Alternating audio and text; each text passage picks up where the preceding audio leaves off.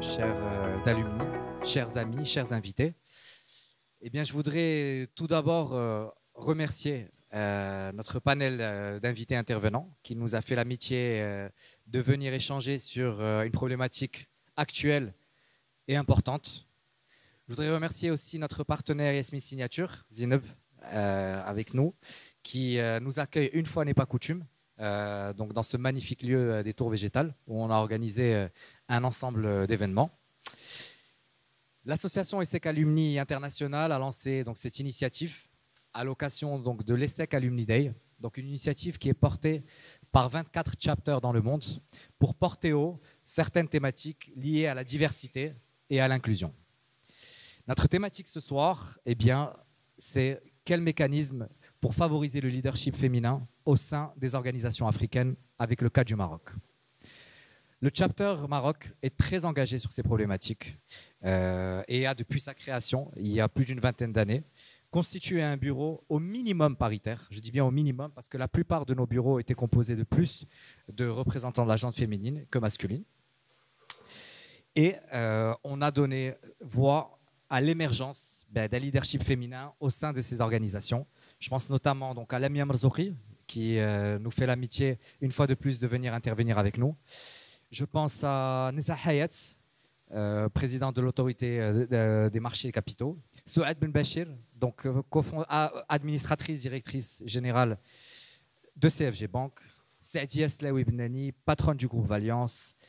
Hindfel, qui nous a fait l'amitié aussi de venir avec nous et que je vous présenterai plus tard avec Lamia Marzouki. Fatem Zahra Barrada, ici présente. Myriam Zahiri, patronne de fonds d'investissement et membre de la CGEM, et bien d'autres encore. Ce soir, nous allons accueillir 5 invités intervenants que j'ai l'honneur et le plaisir de vous présenter. Lamia Marzouki, donc directrice générale adjointe de Casablanca Finance City Authority, présidente fondatrice du collectif We4She, un mouvement qui prône l'égalité et la parité des genres dans les organisations. Hindfel, secrétaire général d'Orange Maroc. Smaïl Arkelay, patron du groupe Sonacid et poète et écrivain à ses heures, si je ne me trompe pas.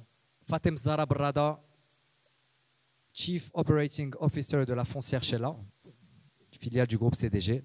Et enfin, Mohamed Alami Barrada, donc cofondateur du Moroccan Leadership Institute. Et tu ne m'en voudras pas, si Mohamed, écrivain aussi, qui a fait l'ouvrage, une partie remarquée en 2020, et bien de cet ouvrage, Le Maroc à venir, liberté, gouvernance, rôle des femmes. Mohamed Ali Barrada est également administrateur de Yasmine Signature Group. Sans plus attendre, je vais céder la parole à Lamia Bouzienne, notre éminente alumni qui a organisé cet événement. Lamia, merci infiniment pour ton abnégation, pour ton implication. Je remercie également Mariam Khir, une autre de nos éminentes alumni qui a co-organisé cet événement. Je vous invite, nos invités intervenants, à prendre place si vous voulez bien. Donc, j'appelle Lamia Marzouki, j'appelle Hindfel, j'appelle Smaïl Arkelay, j'appelle Fatem Zahra Barrada et enfin Mohamed Alami Barrada. Merci infiniment, que les échanges soient intéressants. Bonsoir à tous. 200 ans, c'est le temps qu'il faut pour atteindre la parité au sein de l'entreprise. Oui, vous m'avez bien entendu. 200 années, c'est l'équivalent de 8 générations pour qu'on puisse parler d'égalité au sein du monde de l'entreprise. C'est une étude qui a été menée par le World Economic Forum qui le confirme, une étude menée dans 150 pays. Effrayant, non ? Hillary Clinton avait affirmé dans l'un de ses discours « Les femmes sont le plus grand réservoir de talent inexploité de l'humanité ». Et elle a bien raison.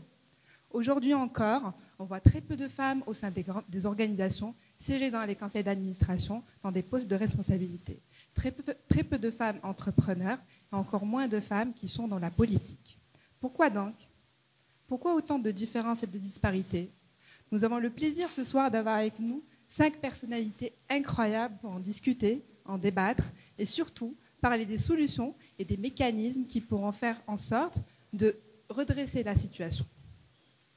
Donc j'ai le plaisir d'avoir avec nous ce soir Alors, je vais quand même refaire les présentations parce qu'il y a pas mal d'éléments qui n'ont pas été mentionnés. Donc, j'ai le plaisir d'avoir ce soir avec nous Madame Lamia Marzouqi, donc qui est directrice générale adjointe de Casablanca Finance City. Elle a été auparavant directrice de la stratégie et de l'organisation au sein du groupe Aqua. Elle a travaillé sur le plan Maroc Vert et sur la stratégie de développement de la région Souss-Massadra. Elle est membre du Choiseul Son Africa. Elle est co-lead du Africa CEO Network et du réseau Women Working for Change. Oui. Elle est également présidente de l'association We4She, qui a pour vocation d'améliorer la représentativité des femmes aux différentes échelles au sein de l'entreprise. Elle est diplômée de l'ESSEC et de la Harvard Business School. Bienvenue, Madame Marzouqi.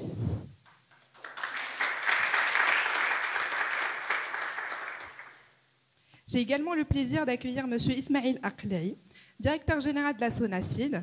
Il a à son actif 35 années d'expérience dans de grands groupes industriels et miniers marocains, notamment le groupe Managem. Il est à l'origine de la création du Reminex, un centre R&D de Managem détenant plusieurs brevets et qui est d'ailleurs dirigé depuis par une femme.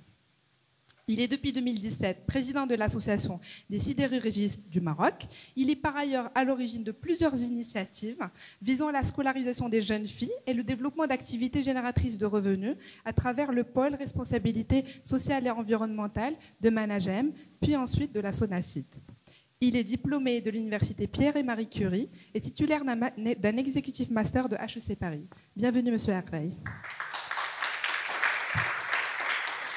J'ai également le plaisir d'accueillir Madame Hind Fall, secrétaire générale de Orange Maroc. Elle a débuté sa carrière dans le conseil au sein du cabinet Arthur Andersen. Elle a ensuite rejoint le groupe Capinfo, SS2I marocaine, puis Nokia en tant que procurement manager de l'Afrique du Nord. Elle a intégré ensuite le groupe La Poste du Maroc en 2006 et y a occupé plusieurs postes de responsabilité, notamment le poste de directrice générale adjointe en charge des activités postales. Par ailleurs, elle exerce depuis une quinzaine d'années en tant qu'administratrice de société et elle a également contribué à la rédaction du plaidoyer pour un meilleur équilibre homme-femme au sein des organes de gouvernance des sociétés cotées, ayant abouti à la modification de la loi sur les SA en juillet 2021 qui a introduit les quotas. Elle est également trésorière de l'association Soror Biladi qui œuvre pour les enfants malades et défavorisés. Elle est diplômée de la Florida Institute of Technology et de l'ESSEC. Bienvenue, Madame. J'ai également le plaisir d'accueillir Monsieur Mohamed Alami Barrada, qui est cofondateur du Moroccan Leadership Institute. Il a été directeur général de Yasmine Immobilier de 2007 à 2017. Il a ensuite rejoint l'équipe du chef de gouvernement pour s'occuper du dossier de l'emploi des jeunes. Il est cofondateur du réseau Tizi en 2011 et du mouvement Les Citoyens en 2016. Ses engagements lui ont valu d'intégrer en 2017 le réseau des Young Global Leaders du World Economic Forum et la liste des 100 leaders africains de l'Institut Choiseul. Il est par ailleurs auteur de plusieurs livres, Bimaïzen, Grande Fugue et Petite Réflexion, Lettre à mon fils, Être marocain au XXIe siècle et Le Maroc à venir, livre dans lequel il a consacré tout un chapitre à l'égalité homme-femme.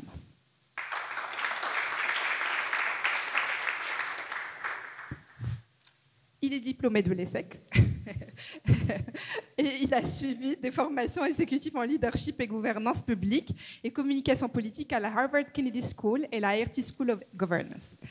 J'ai également le plaisir d'accueillir Fatem Zahra Brada, qui est directrice générale adjointe de Foncière Chella. Elle a débuté sa carrière au sein du Graduate Programme. C'est un programme d'excellence de Unibail Rodamco, la plus grande foncière tertiaire en Europe, où elle a ensuite occupé la fonction d'asset manager, puis de directrice investissement. Elle est rentrée au Maroc pour occuper le poste de directrice asset management à Foncière Chella, qui est la principale foncière tertiaire au Maroc, filiale à 100% du groupe CDG, et ensuite un poste de DGA opérationnel, poste qu'elle occupe à date d'aujourd'hui. Ensuite, elle a souhaité s'investir dans le secteur de l'immobilier locatif au Maroc en prenant part à l'Association marocaine des investisseurs en immobilier locatif au sein de la commission fiscalité. Elle est également diplômée de l'ESSEC.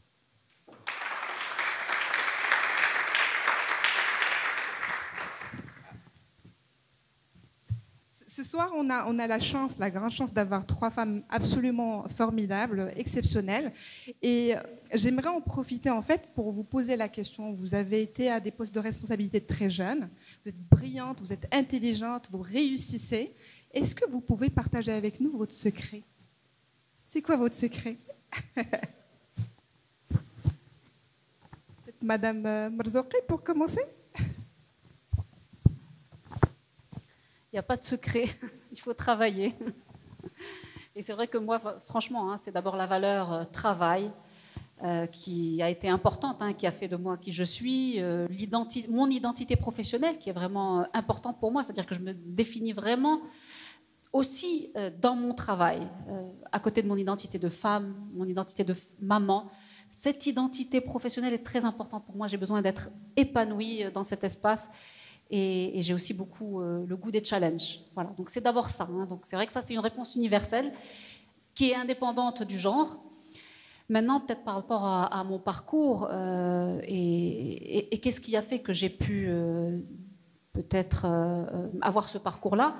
D'abord, j'ai eu à 27 ans, le premier moment important, ça a été que j'ai intégré en fait un comité exécutif assez jeune, parce que j'ai eu des patrons, des dirigeants dans ma vie qui m'ont poussé, qui m'ont encouragé et qui étaient là. En fait, ils avaient vraiment un engagement volontaire. Et ça, c'est vrai que c'est un élément important. On le voit même dans les études. En général, l'engagement volontaire du patron, c'est important. Et j'ai eu la chance d'avoir des dirigeants qui m'ont fait confiance. Et donc, à 27 ans, j'ai intégré un COMEX qui était à majorité masculine, dont la moyenne d'âge était de 40 ans. Et donc j'étais la deuxième femme et la plus jeune dans un comité exécutif d'un grand groupe marocain qui pilotait une 50aine de filiales et où il y avait des chantiers très complexes à l'époque avec des fusions entre plusieurs sociétés, dont des sociétés cotées. Donc c'était vraiment compliqué. Et je me suis rendu compte très rapidement que le plus difficile en entreprise, c'est pas de gérer la partie compétence, enfin, c'est pas d'acquérir le bagage technique, ça c'est un bagage minimal, on va dire, mais le plus difficile c'est de gérer les femmes et les hommes, des femmes et des hommes que vous n'avez pas forcément choisis, des collègues, des équipes qui sont de plus en plus exigeantes. Et donc pour moi, à ce moment-là, en tout cas à 27 ans, mon premier enjeu c'était de pouvoir prendre ma place avec détermination, avec conviction, avec sérénité. Et c'est vrai qu'à cet âge, forcément, il y a le syndrome de l'imposteur. Je sais que c'est universel, hein, mais en tout cas, arriver dans un COMEX en étant la plus jeune et la deuxième femme, le syndrome de l'imposteur était vraiment présent. Et donc, j'ai dû travailler sur moi-même, sur mon être. J'ai fait beaucoup de choses par rapport à ça et je continue, hein, parce que c'est le chemin d'une vie. Et disons que je suis dans une éternelle remise en question, un éternel questionnement, une réflexivité permanente. Tous les jours, je me pose la question, qu'est-ce qui s'est bien passé, qu'est-ce qui a bien fonctionné, ce qui a moins bien fonctionné, là où ça grince, qu'est-ce que j'aurais pu faire différemment. Et voilà, donc j'ai pu accomplir mes différentes missions. Après, en tant que femme, le deuxième moment qui a été compliqué, ça a été la maternité, forcément parce qu'on se retrouve dans une pression continue et dans un exercice d'équilibrisme au quotidien. Et c'est vrai que là aussi, en plus avec mon aîné, ça a été particulièrement complexe parce qu'au bout de 2 mois, on m'a demandé de revenir au boulot, d'aller très vite en déplacement. Et j'ai beaucoup pris sur moi. Et donc, j'ai aussi appris à gérer mon énergie vitale. Et jusqu'à aujourd'hui, c'est vrai que je gère mon énergie vitale comme un athlète de haut niveau, quoi. C'est presque ça, pour pouvoir gérer tous les streams dans ma vie. Et ensuite, la deuxième maternité, je l'ai vécue de manière beaucoup plus sereine, parce que justement, j'avais fait tout un travail sur moi qui a fait que j'ai eu le courage, j'avais à ce moment-là acquis une certaine sécurité intérieure, et donc j'ai eu le courage d'aller demander un aménagement du temps de travail. En fait, c'était au moment où j'avais intégré Casa Finance City, et j'ai commencé à mi-temps. Et puis progressivement, je suis allée au 4/5e, et ça ne m'a pas empêché de progresser, et voilà, de gérer mon travail comme il se devait. Bon, en réalité, c'était un 4/5e avec le dernier jour, c'était plutôt du télétravail. Mais à l'époque, ça n'existait pas. Mais l'idée, c'était au moins que je reste avec mes enfants un jour sur 5, même si je travaille à la maison. Peut-être qu'aujourd'hui, ça aurait été différent, mais ouais, ça aurait été beaucoup plus simple suite au Covid. Mais voilà. Et là, en fait, juste à travers cette histoire, je pense que ça peut illustrer aussi quels sont les leviers. Les leviers qu'on a en tant que femme. Il y a des leviers externes, comme justement l'aménagement du temps de travail, comme l'engagement volontaire des patrons, comme les quotas, on pourra en parler tout à l'heure. Et puis, il y a des leviers plus internes, c'est-à-dire des leviers qui dépendent de nous en tant que femmes. Et là, il s'agit plus d'aller justement contacter son intériorité, déconstruire ses propres croyances limitantes, hein, parce qu'on en a toutes et tous. Et voilà.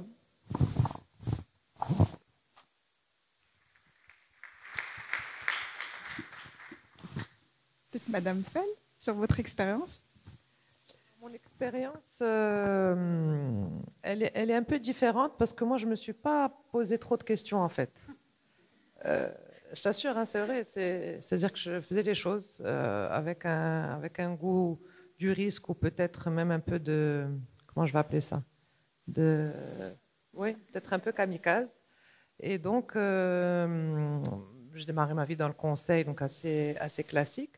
Et ensuite, j'ai eu un parcours avec des propositions qui sont arrivées au gré du vent et j'ai jamais eu de cap. Je me suis pas dit, je vais arriver là. Tout ce que je me disais, c'est que j'ai envie de m'amuser, faire des choses qui me plaisent, contribuer dans tous les jobs que j'ai eus ou que j'ai pu faire, contribuer à améliorer l'environnement d'ailleurs interne ou externe. Donc, j'étais très souvent impliquée dans la vie de l'entreprise, etc. Et sans me poser la question si je suis une femme ou un homme, enfin, c'était vraiment pas des sujets. C'était pas un sujet. J'ai eu, je pense, une chance incroyable, c'était d'avoir un frère qui a 1 an de moins que moi, et l'éducation de mes parents a fait que, d'ailleurs, ma mère est là, elle peut en témoigner, c'est qu'ils n'ont jamais fait la différence entre nous deux. Donc, ce qui était autorisé pour moi, elle était pour lui, ce qui était interdit pour moi, elle était pour lui. Je l'ai compris bien plus tard, quand j'ai compris qu'il y avait des différences entre les hommes et les femmes.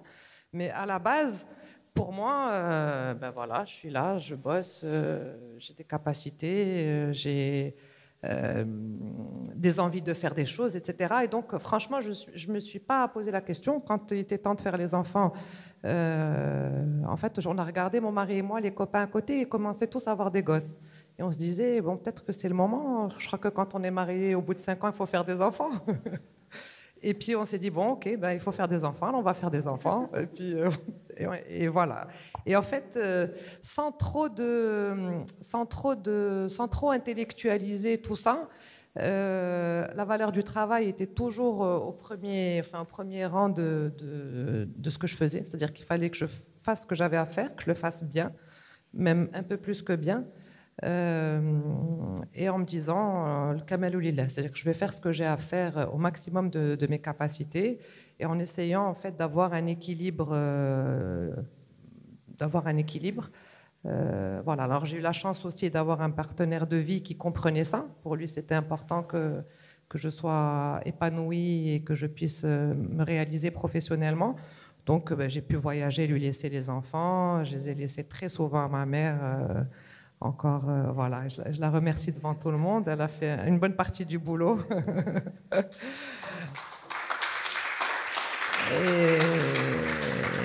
Et donc voilà, le processus était plus un travail je vais dire ça, de saisir des opportunités, le faire avec beaucoup d'abnégation, de travail et de sérieux, sans trop me poser de questions sur ce que j'étais en train de faire en fait. Et alhamdoulilah, avec c'est une prise de risque aussi, hein, parce que changer de boulot, de job. Alors j'ai fait du public, j'ai fait du privé, j'ai rejoint même mon père pendant un certain temps, pendant 3 ans, dans une entreprise familiale pour la redresser. Et donc c'était à chaque fois des contextes qui faisaient que je me retrouvais dans une situation où j'étais convaincue qu'il fallait que je fasse ça, et je le faisais à fond. Et puis j'allais passer 3 ans ou 4 ans après à une autre expérience. Voilà. Et ce qui m'intéressait, en fait, c'est cette diversité. Je n'avais pas envie de m'ennuyer. J'avais envie de réaliser des choses. Je les ai réalisées. À un moment, j'ai voulu faire de l'associatif parce que le travail juste salarié ne me suffisait plus. Donc, j'ai monté une association avec des copines pour aider des enfants malades. Ensuite, il y a eu le sujet du plaidoyer pour la parité, enfin, introduire les quotas dans les conseils d'administration. C'est un sujet qui m'intéressait, donc j'ai jump dans le train. Et voilà, en fait, c'est au gré des rencontres de la vie que les choses se sont faites. J'ai intégré également un COMEX assez jeune où j'étais une seule femme dans une entreprise publique. Et honnêtement, je ne me suis jamais posé la question si j'étais une femme ou pas, quoi. C'est-à-dire que les gars étaient là, ben, j'étais là aussi et tout va bien, quoi. Et... À aucun moment vous avez senti qu'en fait il y avait des freins du fait que vous êtes une femme? Pas du tout. D'accord. Mais vraiment, jamais. C'est une chance. J'ai pas brisé tous les plafonds de verre, hein. Ouais. J'en ai encore au-dessus de ma tête. Mais en tout cas, ceux que j'ai réussi à briser, c'était sans me poser de questions. Voilà, c'était je suis là, je suis légitime pour être là. Mais s'il y en a qui sont pas contents, c'est eux qui sont pas contents, quoi. Moi, ça me dérange pas du tout qu'eux soient pas contents. Voilà.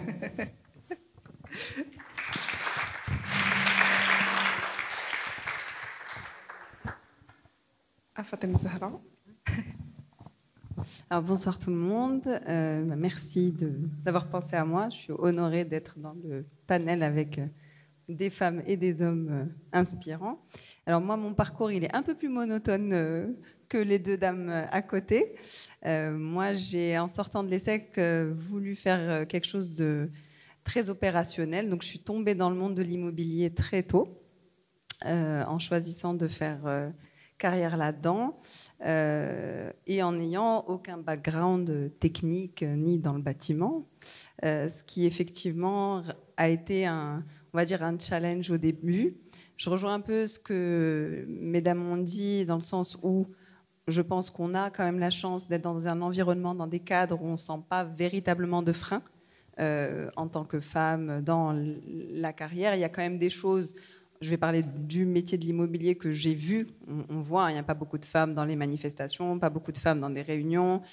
C'est souvent les femmes qui occupent des postes pas core business, si je peux utiliser ce terme, qui ont des postes et qui permettent d'avancer. En revanche, moi j'ai eu la chance, en fait, en tout cas quand j'ai choisi de passer des étapes, de m'investir pour le faire, de prouver que j'étais capable de faire, d'avoir l'espace, l'écoute pour le faire. Donc ça, c'est, je pense, très important dans mon parcours. Il y a un point aussi dans les challenges à voir par rapport justement au poste, quand on disait, je pense que c'est lié au métier de l'immobilier, mais peut-être un peu plus généralement aussi à l'industrie de manière générale. On sort d'école de commerce, on n'a pas forcément un bagage très généraliste et on nous demande d'être très vite capable de challenger des projets, des équipes, de monter des choses assez rapidement. Donc c'est vrai qu'on a, enfin moi en tout cas j'ai voulu faire vite et peut-être mieux que les autres assez rapidement. J'ai pas hésité à m'expatrier quand on m'a demandé de le faire alors que je venais de commencer, je savais pas trop à quelle sauce il fallait être mangé. Ce genre de choses, c'est des choix qu'on fait qui sont en fait des opportunités parce que on m'a proposé ça, j'ai pas forcément demandé non plus, mais de savoir répondre oui, de montrer qu'on a envie et qu'on est présent, ça c'est sûr que c'est quelque chose qui m'a aidé en tout cas dans mon parcours. Alors moi, je suis rentrée au Maroc parce que je suis tombée enceinte. Donc je ne sais pas si c'est ça qu'il faut dans le cheminement dire, mais on a fait un choix pareil avec mon partenaire. On vivait donc à l'étranger, on se posait pas de problématiques particulières. On voulait avoir des carrières continuer en tout cas nos carrières. Et c'est vrai que c'est l'arrivée de la maternité qui nous a posé cette question de retourner aux sources. Je pense qu'il y a beaucoup de gens, je ne suis pas la seule à avoir été dans ce cas de figure. Et c'est vrai que c'est un exemple où en fait c'est le choix familial qui a conduit à chercher comment construire le reste de sa carrière au Maroc. Et c'est quelque chose qu'on a fait ensemble dans des secteurs complètement différents, mais je pense qu'on a pas mal réussi à retomber sur nos pieds ici, à continuer à trouver de l'espace et des choses positives à faire dans nos métiers respectifs. Voilà.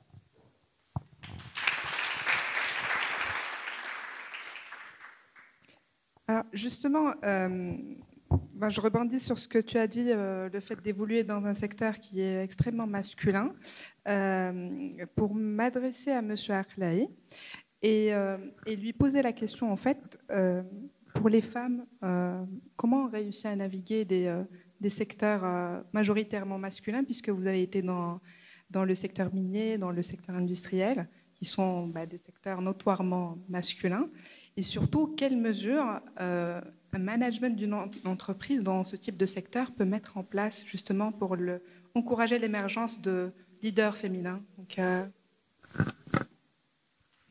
D'abord, merci pour votre invitation. Bonsoir. Vous savez, quand il y a trop de testostérone, ça pose de sérieux problèmes. Dans les mines, on a pris la décision de recruter des femmes parce qu'on était... le statut du mineur interdit de faire travailler les femmes dans les mines, jusqu'à aujourd'hui. Je ne sais pas si vous le savez ou pas. Le statut du mineur interdit à la femme de descendre au fond d'une mine. Et nous avons transgressé ces règles et nous avons recruté des femmes. Moi, j'ai recruté la première femme d'un manager en 1992. Et vous l'avez dit, aujourd'hui, il y a une dame qui dirige le centre de recherche de management. Il y a 2 femmes au COMEX de management sur 8. À Sonacid, on est à 50-50. On a 50% de femmes dans le COMEX. Il y a 30% de femmes dans le conseil d'administration de Sonacid. Nous avons, en 2021, nous étions à 6,5% de femmes sur l'ensemble du personnel. Nous sommes aujourd'hui à 9%, donc on progresse. Les recrutements de cette année, nous sommes à 31% de femmes. Ce qui est important pour nous aujourd'hui, c'est de réussir à recruter des femmes dans le milieu ouvrier. C'est là où ce n'est pas facile. Donc on a nos femmes, on a 46% qui sont des cadres, 43% des agents de maîtrise technicienne et seulement 11% parmi les employés. Et nous allons y travailler avec notre DRH pour introduire l'élément féminin au niveau des opérateurs. Parce que nous sommes convaincus que la diversité, ce n'est pas une mode, mais c'est une nécessité pour améliorer les fondamentaux de l'entreprise. Et vous savez, moi je peux vous le dire, je l'ai vu concrètement, lorsqu'on a recruté des femmes, beaucoup de choses ont changé sur plusieurs domaines. Et ce que j'aime dire, c'est que j'ai connu aussi des femmes incompétentes. C'est important. Parce que c'est ça qui donne l'idée de la vraie égalité homme-femme. On ne fait pas khayriya, voilà la femme, il faut qu'on l'amène. Non, non, elle est traitée de la même manière qu'un homme. Il m'est arrivé de renvoyer des femmes. Je suis passé pour un salopard. Mais aujourd'hui, je suis convaincu que si on veut parler d'équité, il faut que traitement égal, salaire égal, pression égale, sauf lorsqu'elles sont enceintes, à ce moment-là, je fais marche arrière. Je ne sais pas si j'ai répondu. oui, parfaitement.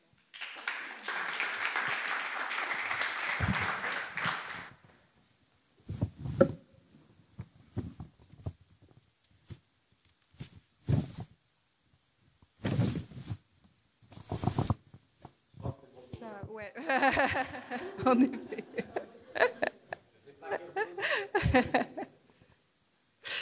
Alors justement, c'était une très bonne introduction à la question suivante, puisque à partir des secteurs majoritairement masculins, on aimerait justement élargir cette question à tout type d'organisation. Comment on rend la diversité en fait un élément qui est ancré dans les cultures d'une entreprise, d'une organisation? Comment on la rend une priorité pour toutes les organisations? Et là, ma question, elle est pour M. Alami Barrada, donc, qui a consacré quand même tout un chapitre à cela dans son dernier livre. Donc, Merci Damien, je suis ravi d'être parmi vous, même si je ne sais pas ce que je fais là. Mais, et pour être un peu original, je ne vais pas répondre à la question. Si vous permettez, je voulais vous raconter une petite histoire. L'histoire de Yasmine. Yasmine Immobilier. Et j'ai découvert qu'on a réalisé une performance parce qu'on est passé à la parité non pas en 200 ans, mais en 15 ans. Et je voudrais vous parler comment la féminité a transformé Yasmine. Ça ne va pas prendre longtemps, mais je pense que c'est important parce que le lieu où nous sommes, si ce n'était pas des femmes qui avaient impacté la culture, les valeurs et la stratégie de Yasmine, on ne serait pas là aujourd'hui. Alors Yasmine, j'intègre Yasmine en 2007. Je travaillais dans le textile avant, dans la manufacture, un milieu très féminin. Et j'intègre Yasmine en 2007. Et quand j'intègre Yasmine, marque féminine, marque immobilière, il y avait 2 femmes et 13 hommes. Donc une entreprise très masculine et 2 assistants. Et donc, je pense que la féminisation n'est pas un élément choisi. Naturellement, quand on a recruté des responsables d'abord financiers, marketing, vente, développement, une responsable développement qui est devenue directrice du développement aujourd'hui, on a impacté la culture de l'entreprise, on a impacté la manière, beaucoup de choses. D'abord, la relation client, comment les clients sont reçus. Donc en 2007, on parlait de l'ambiance olfactive dans les points de vente. Bon, alors nous, on faisait des bâtiments modulaires qu'on achetait, qu'on déposait sur les terrains nus. Et donc là, on a changé l'expérience client des clients dans la conception des espaces. Quand vous avez des hommes autour de la table qui vont concevoir des appartements et quand vous avez des femmes qui sont autour de la table pour concevoir des appartements, ça ne donne pas le même appartement. Quand sur un chantier, vous réalisez des constructions, vous avez des femmes qui sont sur le terrain, la qualité d'exécution peut varier. Et aujourd'hui, Yasmine, qui en 2017 en tout cas, il y avait autant de femmes que d'hommes, 3 femmes sur 7 dans le comité de direction. Et ce projet, le Tour Végétal, a été conçu, non, il a été fait grâce à Hint Bani, à qui je rends hommage, qui était directrice du développement à l'époque, il y a une dizaine d'années, qui allait chercher un architecte fou qui a conçu des tours végétales à Casablanca.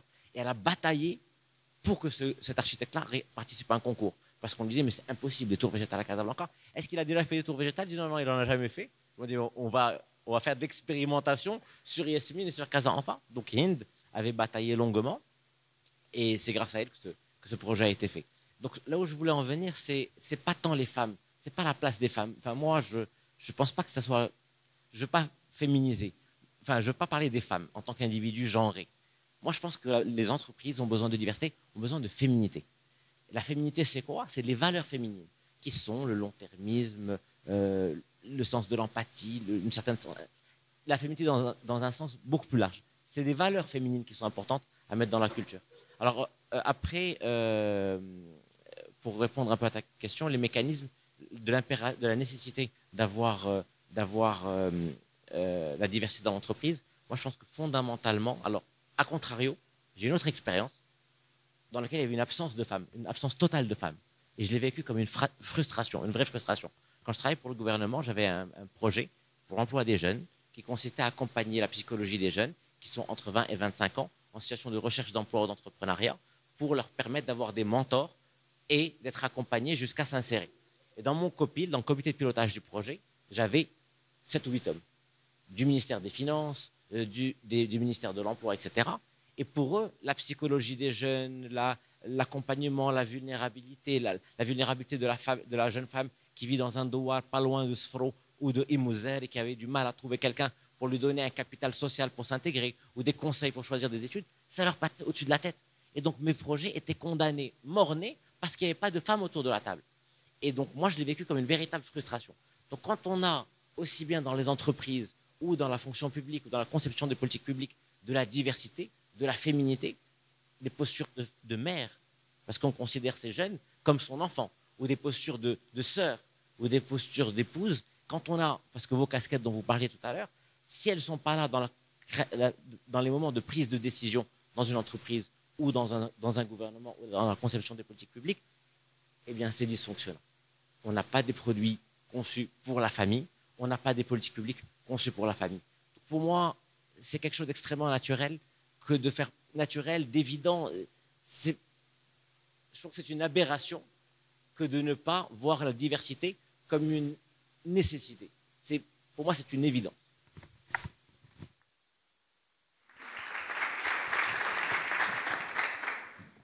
Alors, peut-être, juste pour compléter ou développer encore plus ce qui a été dit,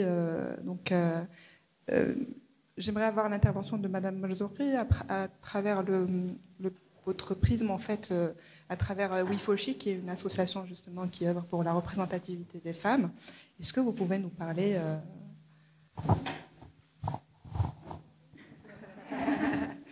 un peu de We4She, enfin, beaucoup, hein, comme vous voulez. Mais... Je voudrais juste dire, et merci à tous pour vos interventions, à toutes et à tous, la place de la femme dans le monde du travail, c'est quand même pas un non-sujet. Alors c'est vrai que c'est une aberration qui en est pas, mais c'est pas un non-sujet. Je veux dire, on est hyper mal classé dans les indices mondiaux. Quand vous prenez le Global Gender Gap Index, d'accord, du World Economic Forum, on est dans les top 10 des derniers. C'est-à-dire qu'on est 146e sur 156 ou un truc du genre. Derrière nous, il y a le Bangladesh, devant nous, il y a l'Arabie Saoudite. On est extrêmement mal classé. Donc l'accès des femmes au monde du travail aujourd'hui au Maroc, il est compliqué. Alors c'est vrai qu'il ne s'agit pas de nous parce que voilà, on fait partie d'une élite, mais l'idée c'est qu'on ne parle pas forcément de nous-mêmes. C'est pour ça que je ne sais pas si la première question était vraiment pertinente. Mais en tout cas, voilà, il ne faut pas qu'on soit à propos de nous-mêmes à ce sujet. C'est vraiment à propos de toutes les femmes qui peinent encore à trouver leur place, leur juste place, la place qu'elles méritent dans ce monde-là. Ta question, c'était plus quels sont les mécanismes, c'est ça, quels sont les différents mécanismes. Bon, alors, au niveau mondial, il y a plusieurs types de mécanismes. Hein. Il y a d'abord les quotas. Et je reviendrai après dessus parce qu'il y a eu un amendement de la loi sur l'ASA où il y a eu les quotas justement pour les entreprises faisant appel public à l'épargne récemment. Mais en tout cas pour nous à We4She, c'est multidimensionnel. Alors We4She, c'est un réseau, une association que nous avons créée il y a quelques temps. C'est un réseau qui a aujourd'hui 4 années d'existence, qui est une émanation du Africa CEO Forum. C'est un réseau de femmes dirigeantes dont l'objectif premier est d'améliorer la représentativité des femmes dans les instances dirigeantes et dans le monde de l'entreprise en général, dans toutes les strates de l'organisation. En fait, on est une émanation du Africa CEO Forum dans le sens où le Africa CEO Forum a lancé ce qu'on appelle le Women Working for Change Initiative. Et donc, c'est ce réseau de femmes panafricaines que nous représentons ici au Maroc. Et Samar Gharbaoui, qui est là aujourd'hui, est membre du bureau, membre fondatrice de We4She. Alors, je disais, l'objectif premier de We4She, c'est ça. Mais on se rend bien compte que ce qui est important aussi, c'est de pouvoir tendre la main aux femmes qui en ont vraiment besoin. Et c'est pour ça qu'on a élargi cette vocation à un pilier plus solidaire, qui est l'autonomisation économique de la femme marocaine. Et là, il s'agit vraiment d'aller aider les femmes qui en ont vraiment besoin. Et donc là, ce sont les femmes leaders qui vont s'engager à aider ces femmes-là à travers la mise à disposition d'expertise, de réseaux, de savoir-faire, etc. Alors, par rapport aux mécanismes, nous, dans We4She, on a un certain nombre d'outils. Le premier outil qu'on a, c'est la charte du genre, la charte de la diversité du genre, qui est une charte qui tient en une page, qui est très lisible et qui est composée de 4 axes. La mixité dans les conseils d'administration, la mixité dans les comités de direction, l'équité dans la rémunération et la mixité dans le recrutement. Et aujourd'hui, cette charte du genre a déjà été signée par près de 70 entreprises marocaines, dont des massificateurs comme la CGEM, par exemple. Et puis, elle a été signée évidemment par un certain nombre de leaders africains. Et qu'est-ce qu'elle fait en fait, cette charte? C'est un outil qui est un peu soft, c'est pas du hard comme une loi. C'est un outil soft qui est là pour mobiliser les patrons, les patronnes et les patrons. Et l'objectif, c'est vraiment la trajectoire vers la parité. L'objectif ultime, c'est la parité, mais on peut déjà commencer par la mixité. Et l'idée, c'est qu'il y a un suivi régulier, annuel, de cette charte.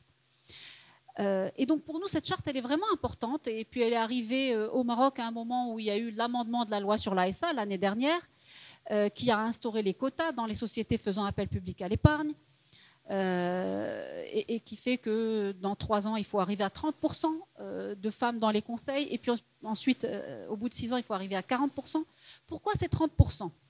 Et pourquoi ce n'est pas juste d'avoir juste une personne ou 2 personnes sur 8 ou 10, une femme sur 8 ou 10.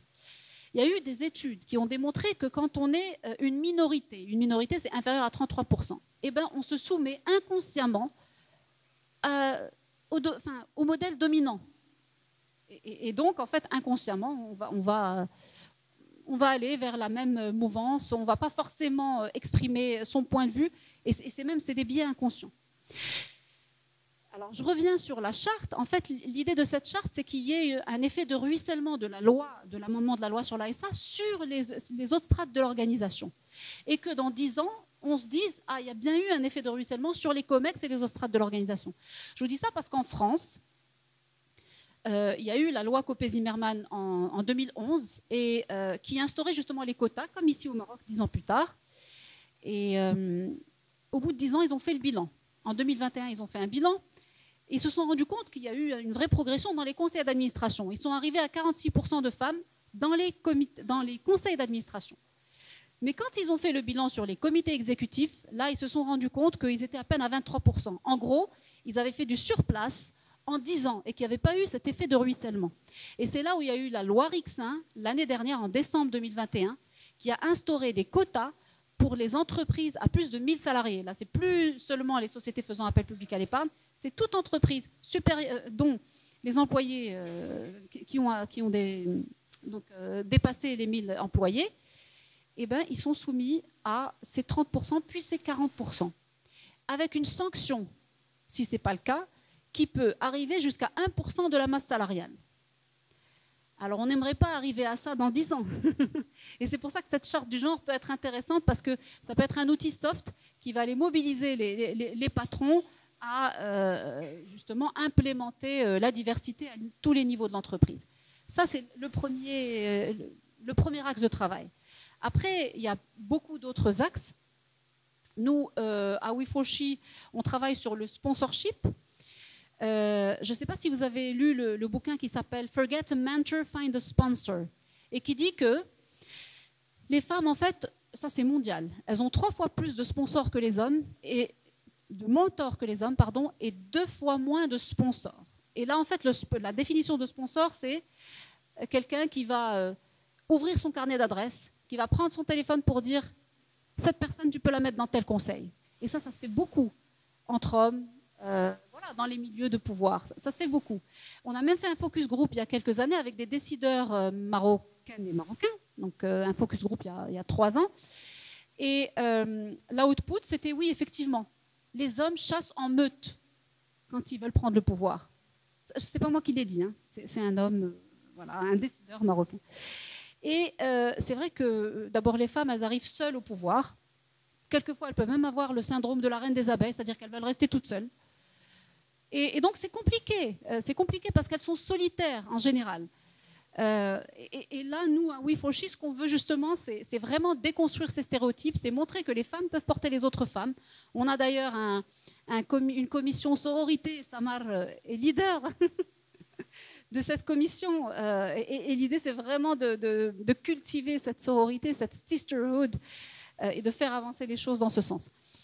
Et donc, pardon, juste, je suis un peu longue, mais pour revenir à ce sponsorship, l'idée c'est qu'on mette en place un pool de sponsors pour que les femmes puissent aussi faire appel à des sponsors, femmes ou hommes, et d'ailleurs qu'on puisse se sponsoriser entre nous.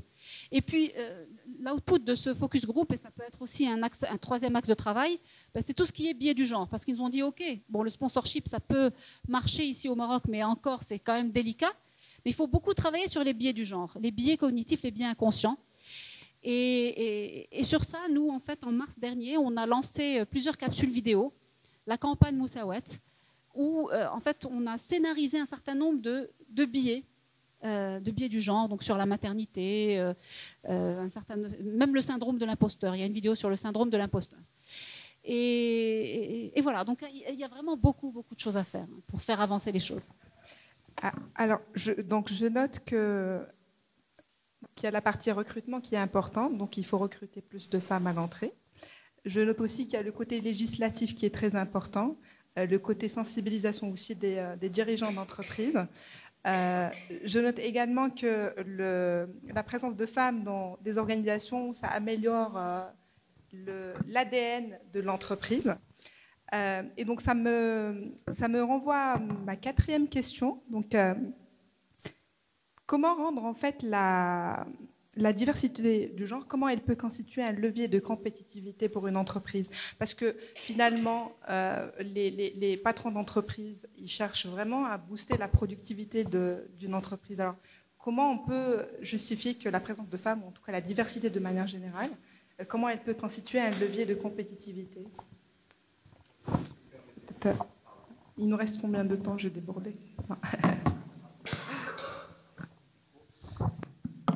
Alors, ce sont des interventions extrêmement importantes et intéressantes. Simplement pour rester gardien du temps, je vous propose d'aller rapidement sur des exemples plus concrets. Et vos réponses étaient importantes au début parce qu'elles ont permis de cadrer un petit peu donc, le débat. Moi, j'ai envie de m'adresser donc, à Sismaïl Akhelaï d'abord. Est-ce que, lorsque vous parliez de la réforme du statut du mineur, en fait, au début, qui disait que c'était impossible pour une femme de lui octroyer ce poste, est-ce qu'aujourd'hui, vous sentez une évolution des mentalités? Est-ce qu'aujourd'hui, c'est plus facile pour une femme de descendre à la mine qu'un homme? Et dans ce métier dur, un peu, je pense à Germinal de Zola, est-ce que vous sentez qu'il y a la pénibilité? Comment on fait, en fait, pour justement dispatcher cette notion de pénibilité entre un homme et une femme, sachant que par définition et par essence, un homme est physiquement plus fort et plus apte à encaisser les chocs qu'une femme?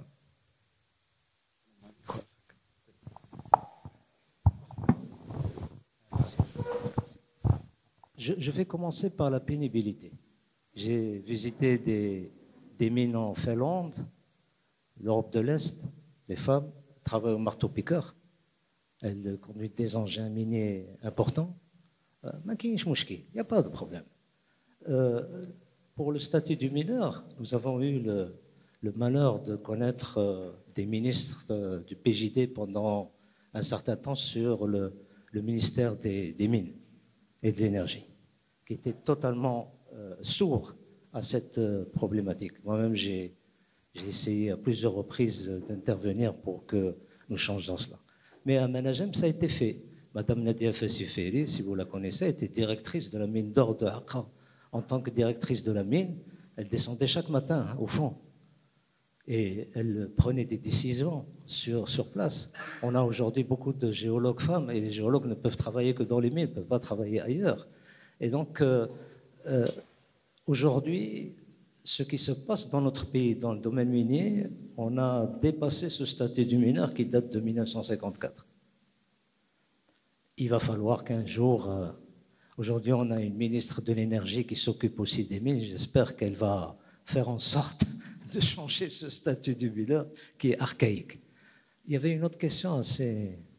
Je parlais de la pénibilité, surtout, vous l'avez évoqué, et surtout la différence d'essence, en fait, de constitution physique. Comment on fait en fait, pour faire le distinguo sans pour être autant, je veux dire, pas sexiste, mais discriminatoire vis-à-vis des femmes? Sincèrement, moi j'ai dirigé une douzaine de mines, j'ai travaillé en République démocratique du Congo, j'ai travaillé avec des femmes. Alors, personnellement, c'est un critère qui n'a jamais traversé mon esprit. En disant est-ce qu'elle peut ou elle ne peut pas physiquement. Ça, je n'ai jamais pensé de cette manière. Et je le confirme, vous savez, moi je suis le dernier d'une fratrie de 7 enfants. J'ai vu ma mère trinquer sérieusement. Le physique, ce n'était pas mon père, c'était ma mère. Et donc, sincèrement,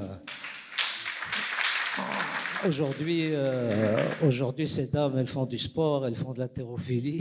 Il n'y a plus de problème, je pense, sur le plan physique. Merci. Je voudrais maintenant poser une question à Hind Fell. Donc Hind, tu es secrétaire général d'Orange, donc un poste qui est exposé, un poste où tu es amené donc à échanger avec un certain nombre de filiales et d'instances dirigeantes. Comment on fait pour porter haut à la fois donc les couleurs du Maroc, mais en sachant que chez nous il n'y a pas d'équivalent de la loi Copé-Zimmermann aujourd'hui? Alors juste pour rappel, la loi Copé-Zimmermann, c'est une loi en fait qui propose une parité dans les instances administratives et dans les conseils d'administration. 19-20, voilà. donc, qui a modifié la loi 1795 sur les sociétés anonymes, qui a introduit en juillet de l'année dernière l'équilibre, en fait on l'appelait équilibre femmes-hommes dans les conseils d'administration, enfin dans les organes de gouvernance des entreprises aujourd'hui faisant appel public à l'épargne. L'idée de base, c'était d'être beaucoup plus large. On voulait également introduire les COMEX-CODIR, parce qu'on avait vu en fait que dans la loi Copé-Zimmermann, parmi les choses qui n'avaient pas fonctionné, c'était ce ruissellement dont tu avais parlé. Et donc, dans la mouture initiale du plaidoyer, on s'était dit on va mettre également les COMEX-CODIR. Et là, c'était un peu trop demandé que de faire et des conseils d'administration, de surveillance, COMEX-CODIR. Ça allait, enfin, la loi allait finir par pas passer. Et donc, l'idée, c'était de faire la politique des petits pas. Mais aujourd'hui, je pense qu'on n'a plus d'autre choix. Enfin, je répondrai à ta question, mais je crois qu'on n'a pas d'autre choix que de légiférer. Il y a tous les exemples qui ont été, enfin, qu'on a vus à travers le monde. Comme j'ai dit, j'ai eu la chance de faire partie de cette petite équipe qui a travaillé sur ce plaidoyer. On a fait beaucoup de recherches. Et en fait, l'ensemble des pays qui ont essayé d'avoir que des soft laws, ça n'a pas fonctionné. Ils sont restés à des 10, 15, 20 maximum. Et donc les seuls pays où il y a vraiment une parité aujourd'hui dans les organes de gouvernance ou de gestion, c'est les pays qui ont imposé des lois voilà, avec des sanctions, etc., si la loi n'est pas respectée. Donc ça, c'est le petit 1 pour le Maroc. Mais je pense que les lois seules ne sont pas suffisantes. Il faut également qu'on aille vers tout ce qui est éducation. Donc l'éducation à l'école, je pense que ça a déjà été fait. Les bouquins où il y a que la petite est dans la cuisine et le gamin il joue au foot, il faut enlever tous ces stéréotypes parce qu'on les construit en fait. Et entre l'école et ce qu'on voit autour de nous, etc., on finit par avoir ces biais inconscients qui font que on finit par penser qu'une femme ne peut pas faire telle ou telle chose. Et donc moi, en ce qui me concerne, et je répondrai à ta question, comme moi, j'ai beaucoup de biais, mais pas celui-là. Je ne pense pas que les femmes sont inférieures ou ne peuvent pas faire un certain nombre de choses. Donc, je ne le prends pas en considération dans ma posture, ou peut-être que je le prends, mais de façon inconsciente, comme c'est un biais inconscient. Mais honnêtement, c'est-à-dire que pour moi, c'est pas un frein. Le fait d'être secrétaire général d'Orange ou DGA de la Poste, c'était un monde d'hommes, que ce soit dans le COMEX ou les facteurs. Enfin, c'est vraiment un monde d'hommes. Le fait d'être une femme ne m'a jamais posé de problème. Parce que je pense que inconsciemment, dans mon éducation, comme je n'ai pas eu ce frein, on m'a pas dit non, tu fais pas et ton frère il fait, donc je l'ai pas intégré. Et donc du coup, dans mes réactions ou dans mon analyse d'une situation, je le vois pas. Et d'ailleurs, j'étais extrêmement étonnée. Il y a quelques années, j'avais le président de la Poste française de l'époque qui m'a invité tous les ans à leur colloque, parce que j'étais présidente de Chronopost, enfin de filiale commune qu'on avait ici, et donc il m'invitait là-bas. Et un jour, il m'a fait asseoir à côté de lui. Il m'a dit, mais tu n'imagines pas ce que tu représentes. Tu es femme dans un conseil d'administration d'une entreprise donc, postale et en plus arabe. Je lui dis alors? Il m'a dit, mais c'est incroyable. Je lui dis, ah bon? C'est si incroyable que ça. Et donc, c'est vrai que, voilà, en fait, toi, tu me poses la question, mais moi, je le vois pas. Je sais que ça existe et je sais qu'il y a beaucoup de femmes qui elles-mêmes se freinent. Et la majorité... C'est pour ça que l'éducation est extrêmement importante. On va faire des lois, on va imposer des choses, donc ça c'est nécessaire. Moi je suis adepte. Au début j'étais un peu contre les quotas parce que je me disais mais non, on n'a pas besoin de ça, on est bien, on est capable, etc. On n'a pas besoin d'une loi pour nous mettre à notre place. En fait non, on a besoin d'une loi pour nous mettre à notre place parce que la nature, elle n'a pas fait les choses et ça a été prouvé par toutes les études qui ont été faites. Ça, c'est le petit 1. Petit 2, toutes les études économiques qui ont été faites qui font le lien entre le nombre de femmes dans des conseils d'administration, conseils de surveillance et la performance économique des entreprises prouvent le lien direct. Il y a eu le FMI, McKinsey, Merrill Lynch, il y a une série d'études qui ont été faites depuis 10-15 ans qui prouvent clairement qu'en plus du fait que ça soit quelque chose de naturel, d'humain, que les femmes et les hommes soient ensemble dans des instances dirigeantes ou même plus bas en termes de parité, c'est également un facteur de compétitivité de l'entreprise. Donc pourquoi on va s'en priver? Honnêtement, pourquoi on devrait se priver de la moitié de la population en tout cas aujourd'hui au Maroc, et les statistiques sont catastrophiques sur le pourcentage de femmes dirigeantes dans les entreprises privées, publiques, cotées, pas cotées, c'est 1, 5, 7, 11, c'est le max, c'est 11%. Donc aujourd'hui, on a toutes les preuves scientifiques et économiques que la présence des femmes dans des conseils d'administration, conseils de surveillance, COMEX, CODIR, apporte de la compétitivité et de la durabilité. Donc pourquoi on n'y va pas? Moi, il y a quelque chose je me pose des questions, je me dis, est-ce qu'on est aveugle, on ne comprend pas, on ne voit pas. D'abord, on est 50% de la population, donc je pense qu'on est visible. Et en plus, le fait d'être plus présent fait que les entreprises sont plus performantes. Et donc, le pays entier pourrait être plus performant. Donc, je ne sais pas ce qu'on peut apporter de plus comme preuve pour qu'on s'y mette, quoi, que tout le monde se dise, allons-y, que ce soit les entreprises, le gouvernement, les politiques. Il faut vraiment qu'on y aille rapidement. Alors, ce que tu dis, c'est intéressant et j'aimerais avoir l'avis de Fatem Zahra Barrada. Donc, on passe de l'autre côté de la matrice, hein, on passe de Orange, donc multinationale implantée dans tous les continents, à la CDG, qui est entreprise marzénienne avec un grand M et un grand Z.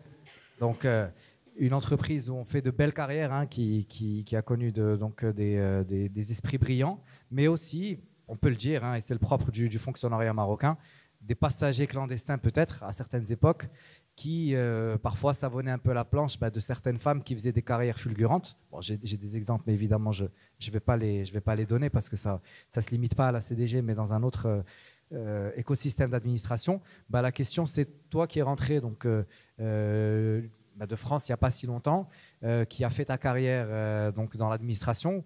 Est-ce que tu n'as pas senti parfois qu'il y avait des plafonds de verre qui se dessinaient les uns après les autres et qu'on te faisait comprendre, on ne t'indiquait pas forcément le chemin de la sortie, mais qu'on te disait qu'il y allait y avoir beaucoup, beaucoup plus de labeur et beaucoup plus de souffrance à endurer pour passer du stade N au stade N+1?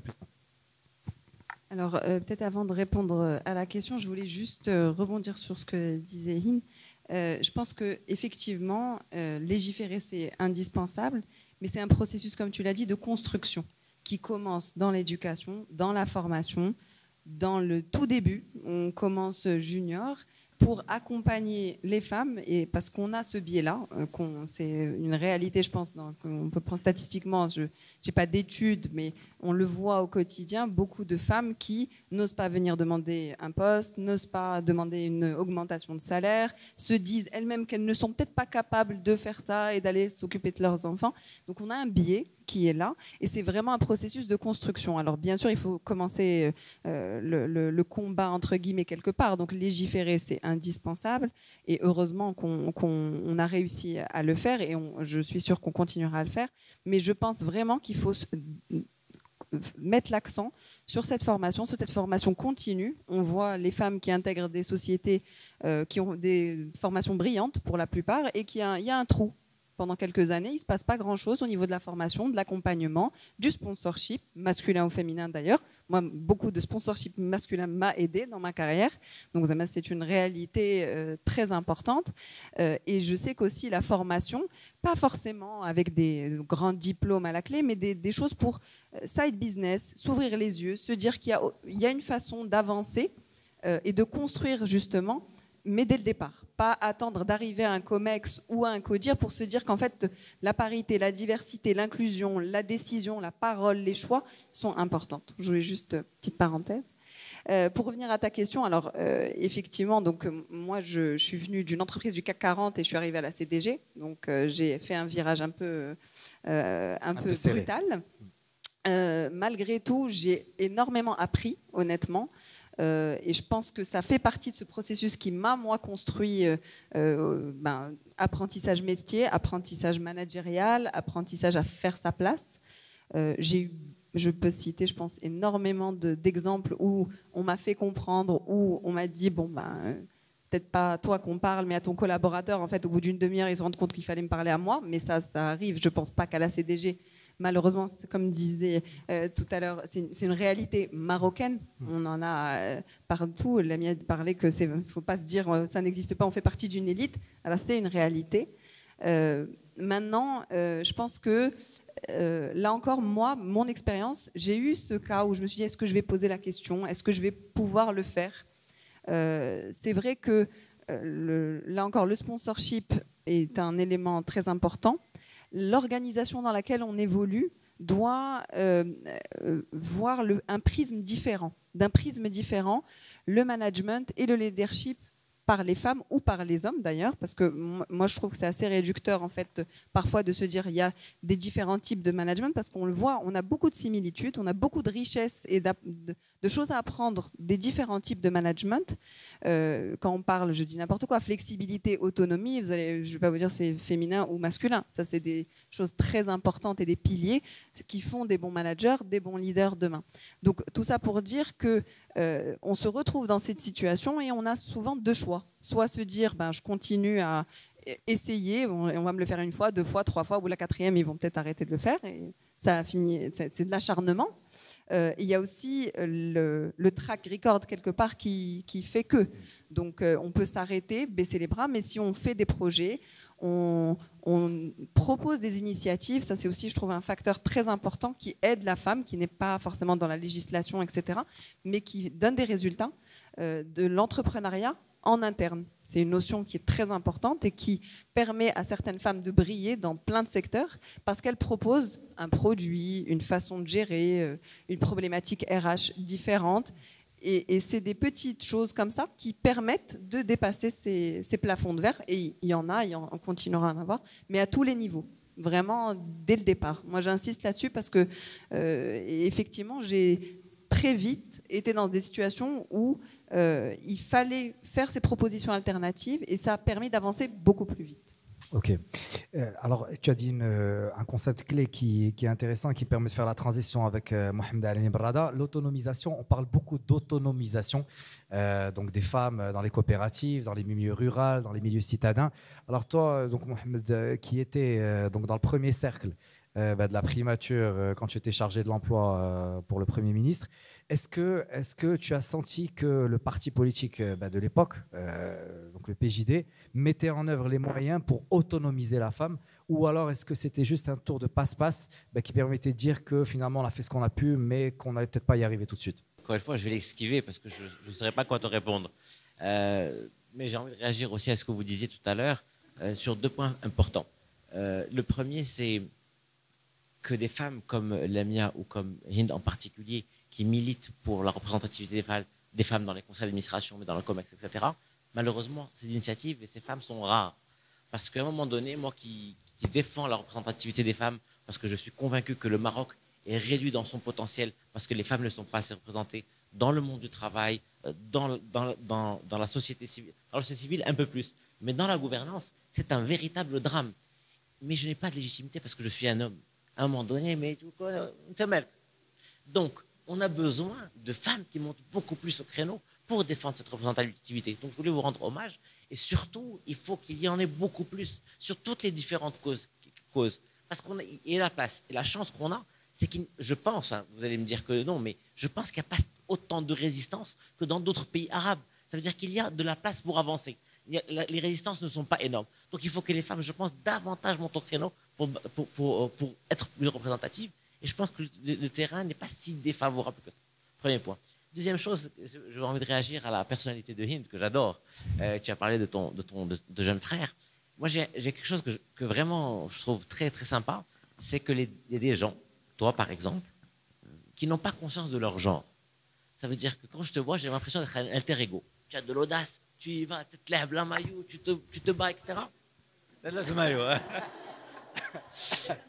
Oui, je sais, mais c'est grâce à elle et à son époux que Hind est la femme qu'elle est aujourd'hui. Parce qu'on a expliqué à Hind et à son frère qu'ils avaient le même potentiel, qu'ils pouvaient aller aussi loin, que Hind n'a pas plus de limites que son frère. Et ça, c'est fondamental. Et dans la société marocaine, il y a trop de... L'environnement limite, le regard du père et de la mère limite, les femmes s'auto-limitent. Et donc, du coup, moi, quand je descends d'un avion, quand je viens d'Europe au Maroc, la première chose que je remarque et qui me choque et qui me rend vraiment triste, c'est que le regard des femmes en Europe ou aux États-Unis, il est haut, il est droit, on te regarde dans les yeux. Et quand on arrive à l'aéroport Mohamed V, le regard des femmes est bas. Elles ne regardent pas droit dans les yeux, elles ne maintiennent pas le regard, elles n'ont pas cette... Alors que les femmes qui sont autour de cette table maintiennent le regard. Et ce rapport des femmes dans la société, cette éducation, elle est fondamentale. Et évidemment, elle commence d'abord à l'école, dans les manuels scolaires, dans l'éducation des parents, voilà. Et donc, et même les dirigeants, les hommes, enfin moi j'essaie en tout cas, mes collaborateurs sont là pour en témoigner ou dire le contraire, j'essaie de ne pas voir le genre. Un collaborateur, homme ou femme, c'est un collaborateur. Et il vaut par ce qu'il est, par sa personnalité, par son potentiel, par son ambition. Je ne vois pas le genre. Et j'ai beaucoup d'amis femmes qui ne sont pas genrées. Ça veut dire que c'est des femmes, elles sont mamans, etc. Mais le genre n'est plus... C'est un attribut de la personnalité. Mais voilà, je ne sais pas si ce que je dis fait sens, mais ce regard non genré est juste extraordinaire et libérateur pour les hommes et pour les femmes. Et on ne prend pas de précautions. J'ai été mentoré par une colonelle de la gendarmerie et qui m'a repris une fois. J'ai dit, je paterne mes collaboratrices. Elle m'a engueulé. Elle me dit, ne paterne jamais une femme. Tu lui parles comme un homme. Tu ne la protèges pas. Tu la traites de la même manière. Et voilà, donc ce rapport d'égal à égal, non genré, pour moi, il est structurant. Désolé d'avoir esquivé ta question. Pas de problème, je savais que tu allais le faire, mais avec talent. Tu l'as fait avec talent. Alors justement, Mamoun, juste par rapport à ces différents points, parce que moi j'ai trouvé aussi ça vraiment formidable en fait. Il y a cette posture-là, elle revient dans vos discours à toutes les trois. Elle revient aussi dans le discours de M. Arklaï quand il dit que lui, il n'a jamais vu dans les femmes des êtres plus faibles physiquement que les hommes. Ce qui est vrai d'ailleurs scientifiquement. Hein, je te corrige, Mamoun, elles ne sont pas plus faibles physiquement. Hein. Il faut essayer d'avoir un enfant et d'accoucher d'un enfant pour le savoir. Donc, non, je parle de la constitution. Oui, je parle de la compétition et de la capacité d'endurance. Je veux dire, dans une mine, d'ailleurs, physiquement, c'est je m'incline à moitié, mais je maintiens. Dans une mine, il est plus difficile pour une femme de supporter ces conditions qu'un homme, et on va chercher pas par machisme ni quoi que ce soit, mais peut-être à la protéger. Est-ce que c'est être macho que de la protéger au fin fond d'une mine? C'est la question. Je pose la question, j'ai pas de réponse. C'est d'ailleurs bienveillant, et d'ailleurs souvent la plupart des biais, c'est des biais qui sont bienveillants à la base en fait. On pense être bienveillant vis-à-vis de quelqu'un, le protéger, lui éviter de faire des erreurs. Mais au final, est-ce qu'on ne le stigmatise pas en ayant cette posture-là? Et justement, on l'empêche d'ailleurs à aller chercher des choses qui sont en dehors de sa zone de confort. Alors, juste pour ne pas déborder sur le temps. Oui. Parce que ça me tient à cœur cette affaire de... J'ai toujours du mal à ouvrir un bocal d'olive. Un bocal. Toujours dire. Ma femme a réussi du premier coup. Il faudrait... Sismaël Arkalé, si Lamia, tu peux redonner le micro à Sismaël Arkalé, parce que j'aimerais le faire réagir sur la représentativité et sur le recherche et développement. Je vous ai écouté un jour à une conférence, vous parliez de la recherche et développement, et vous m'avez fait penser à ce proverbe, vous savez, des chercheurs qui cherchent, on en trouve, des chercheurs qui trouvent, on en cherche. Et est-ce que les femmes, en fait, trouvent plus que les hommes, finalement? Et est-ce qu'il vaut mieux confier ce genre de responsabilité à une femme, ou encore une fois, il ne faut pas tomber dans le débat du genre? Non. Vous savez, c'est une affaire de passion et de compétence. Nous, les pauvres hommes, on est capable d'être patients et compétents comme les femmes. Et donc, sincèrement, il n'y a pas de différence. J'ai pratiqué, j'ai eu la chance au centre de recherche de management d'avoir 140 personnes. Et là, on avait à peu près 35 à 40% de femmes. Et je peux vous assurer que c'est une question de passion. Parce que la R&D, vous ne pouvez pas réussir si vous n'êtes pas passionné. Je pense que c'est le cas de toutes les fonctions. Mais dans la R&D, on m'a toujours dit il vaut mieux recruter plus de femmes, elles sont plus minutieuses, plus rigoureuses, etc. Ce n'est pas vrai. J'ai eu des femmes bordéliques et j'ai eu des hommes extrêmement minutieux. Donc, j'insiste sur le fait, vous savez, dans la vie active, on ne doit même pas regarder est-ce qu'elle est femme. Il faut voir la compétence, la capacité d'une personne à être challengée, à relever des défis, à se battre. Moi, je suis gâté à Sonacide. J'ai la moitié du COMEX de femmes. De temps en temps, elles me maltraitent, mais ça fait du bien. Ça fait du bien. Vous savez, l'ego est toujours compliqué à gérer chez nous autres, les hommes. Maintenant, j'ai connu des femmes qui ont des égos terribles. Hein. Mais cette mixité, ce mélange Il y a le, je ne sais pas comment vous dire, je vous ai donné l'exemple avec ma femme, moi toujours j'ai l'impression d'être moins fort que mon épouse. Je crois que ça doit être le cas chez vous. Le pauvre partenaire. Une petite question rapide, tour de table, et vraiment une réponse par un oui ou par un non. Oui, et après je redonne la parole à Lamia. Est-ce que, alors quand on voit l'émergence aujourd'hui consacrée de Nadia Ftah, donc au gouvernement, Fatem Zahra Amour, je pense à Dounia Tarji aussi, la patronne du Fonds Hassan II, qui devait nous faire l'amitié de venir, mais qui a été retenue.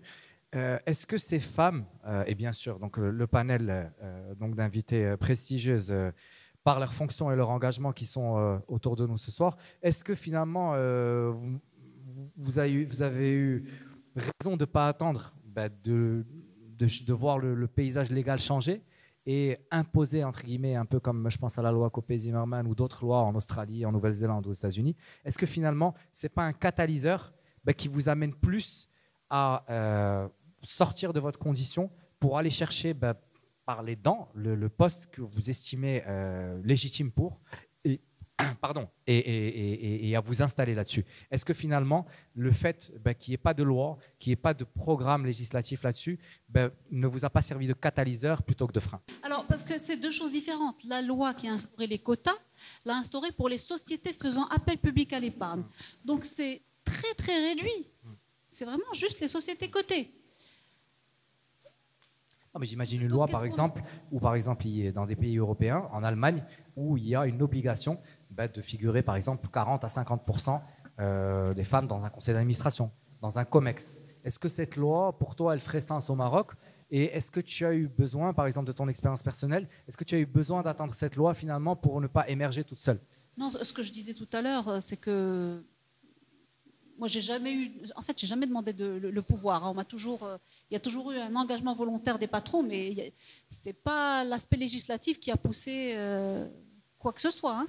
Ni pour Nadia Ftah, ni pour Dounia, ni pour, je sais plus de qui tu parlais, mais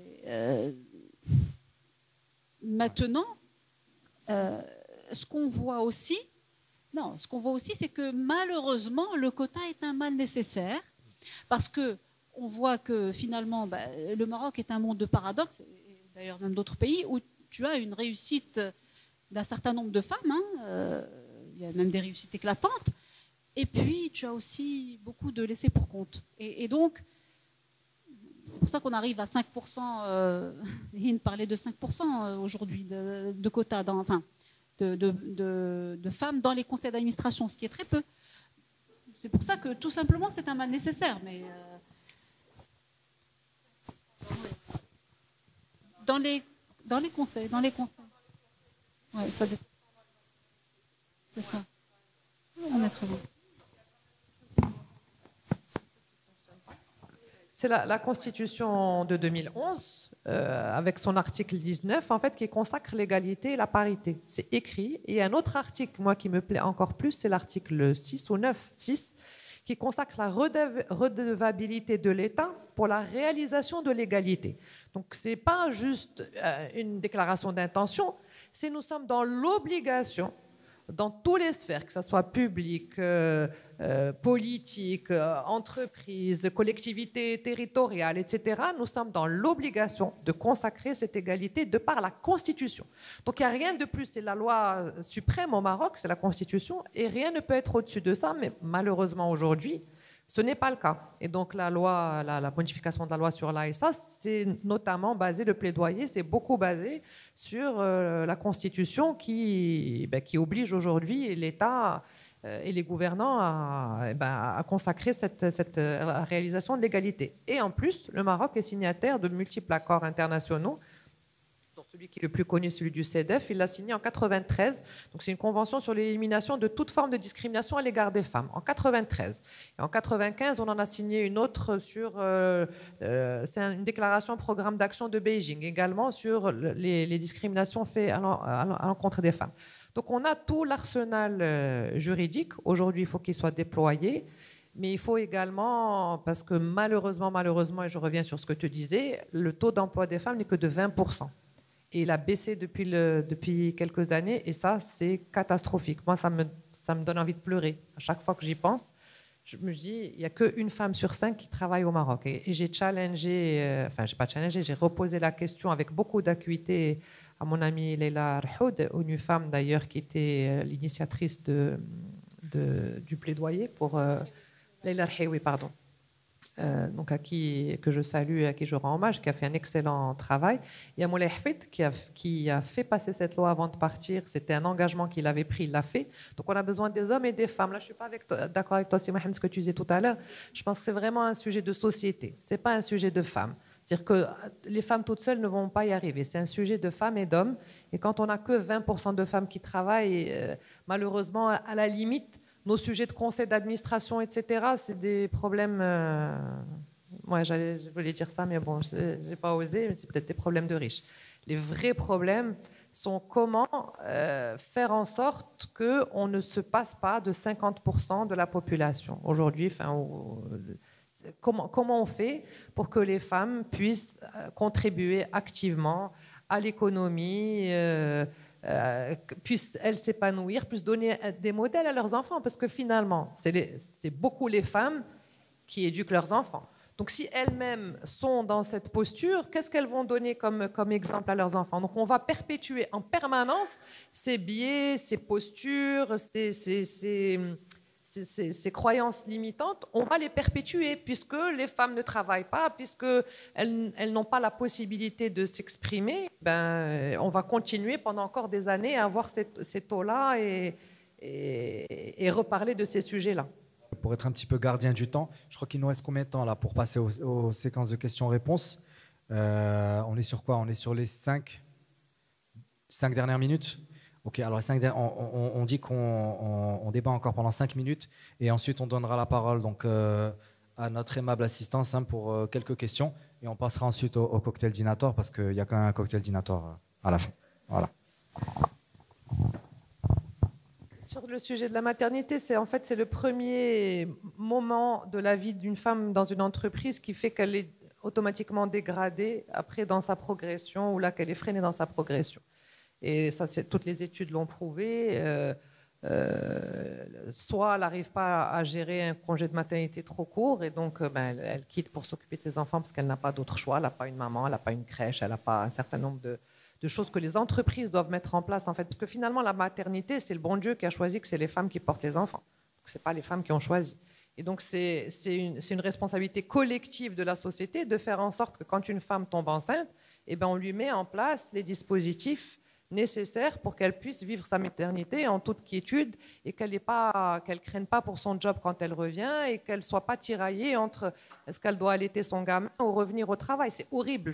Pour les hommes, vous ne pouvez pas comprendre ça.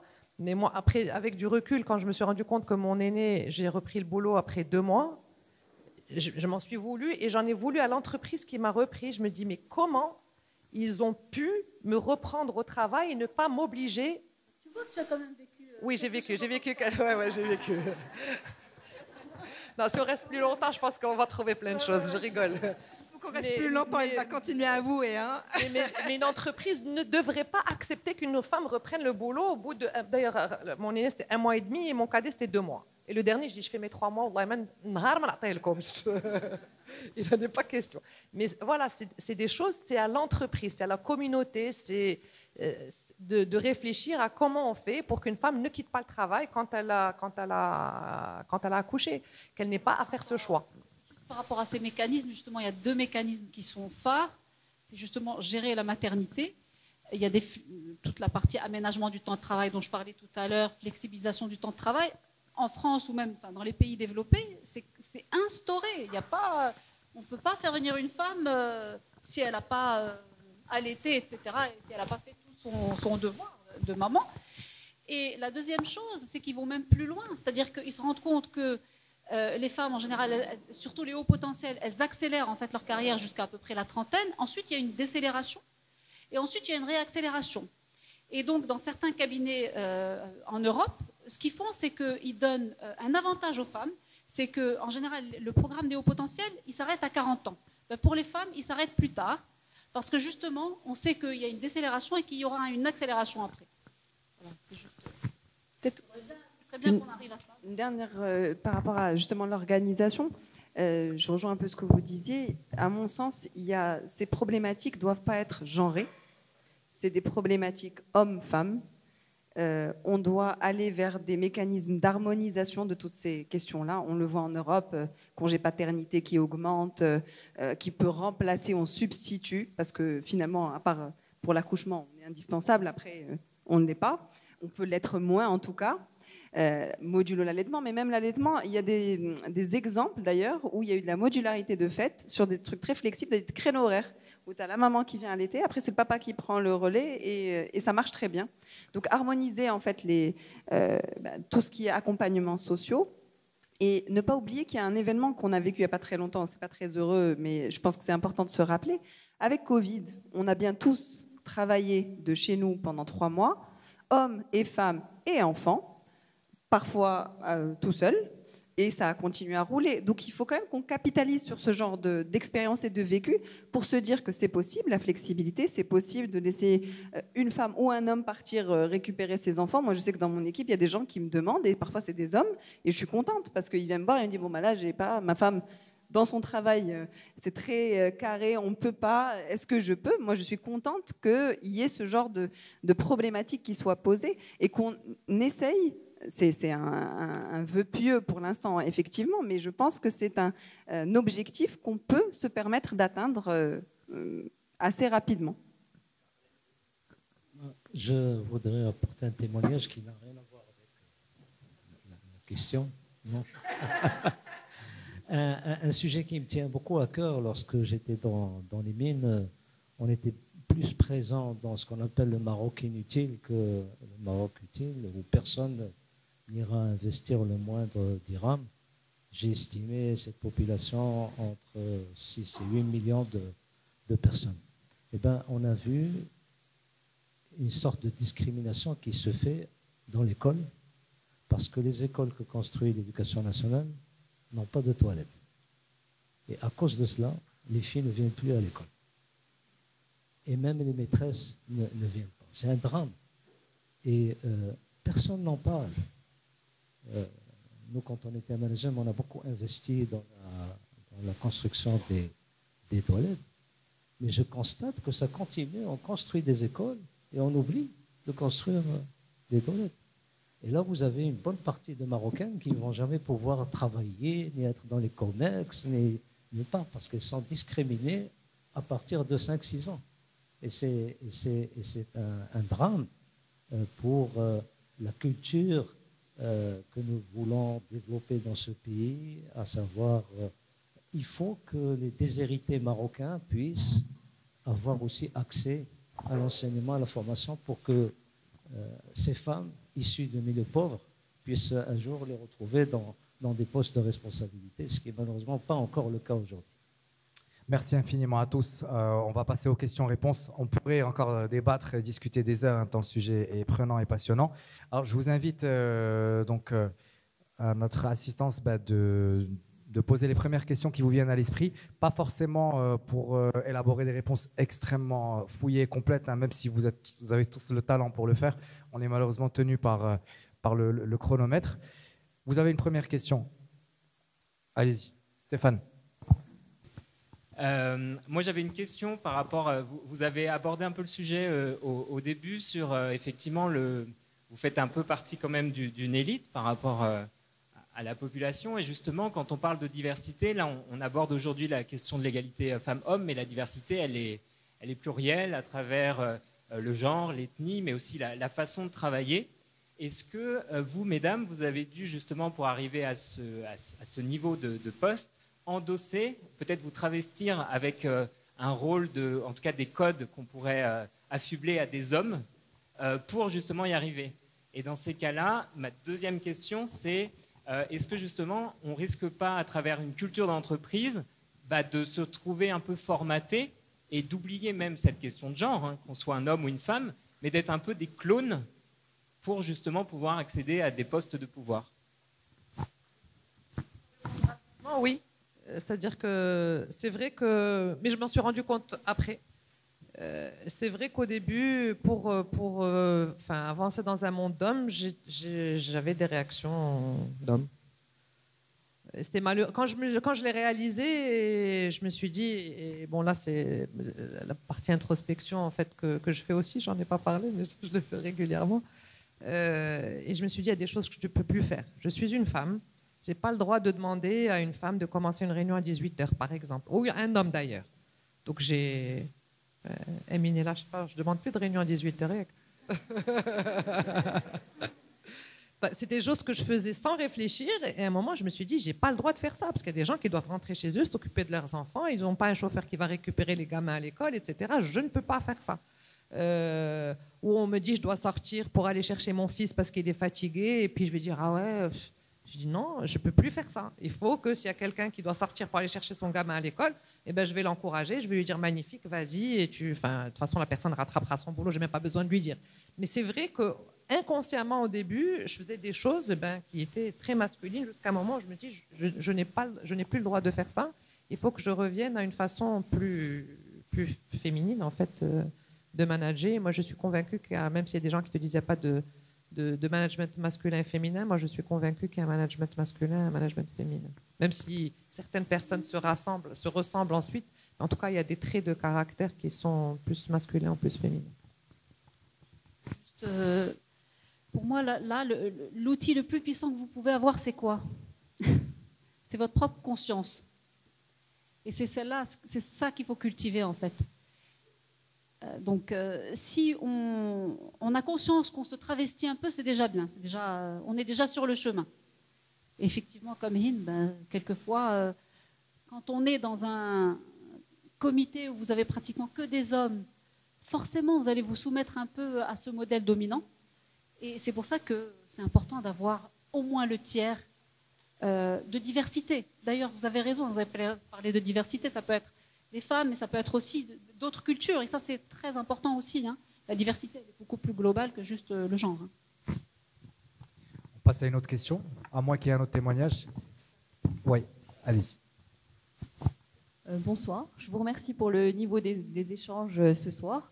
Je voulais dire que en fait, ces femmes sont très modestes parce que les initiatives qu'elles ont prises tout au long de leur carrière nous ont permis aujourd'hui de réussir. Donc, je suis aujourd'hui, grâce au plaidoyer de Madame Hind El Fall, administratrice indépendante. Oui, vous avez participé, contribué avec un groupe de femmes. Et donc, ces initiatives-là ont un impact important sur le Maroc et sur les femmes marocaines. Grâce à ce genre d'initiative, aujourd'hui, je suis administratrice indépendante dans un des groupes qui est coté à la Bourse de Casablanca.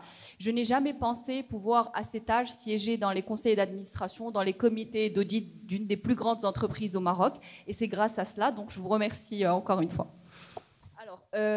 Par ailleurs, je suis Asma Alaoui, je suis fondatrice de Vizen, qui est une société qui s'occupe du bien-être des collaborateurs. Et donc, quand on dit collaborateurs, donc on a des hommes et des femmes. Et je voulais soulever le sujet de la charge mentale des femmes en entreprise.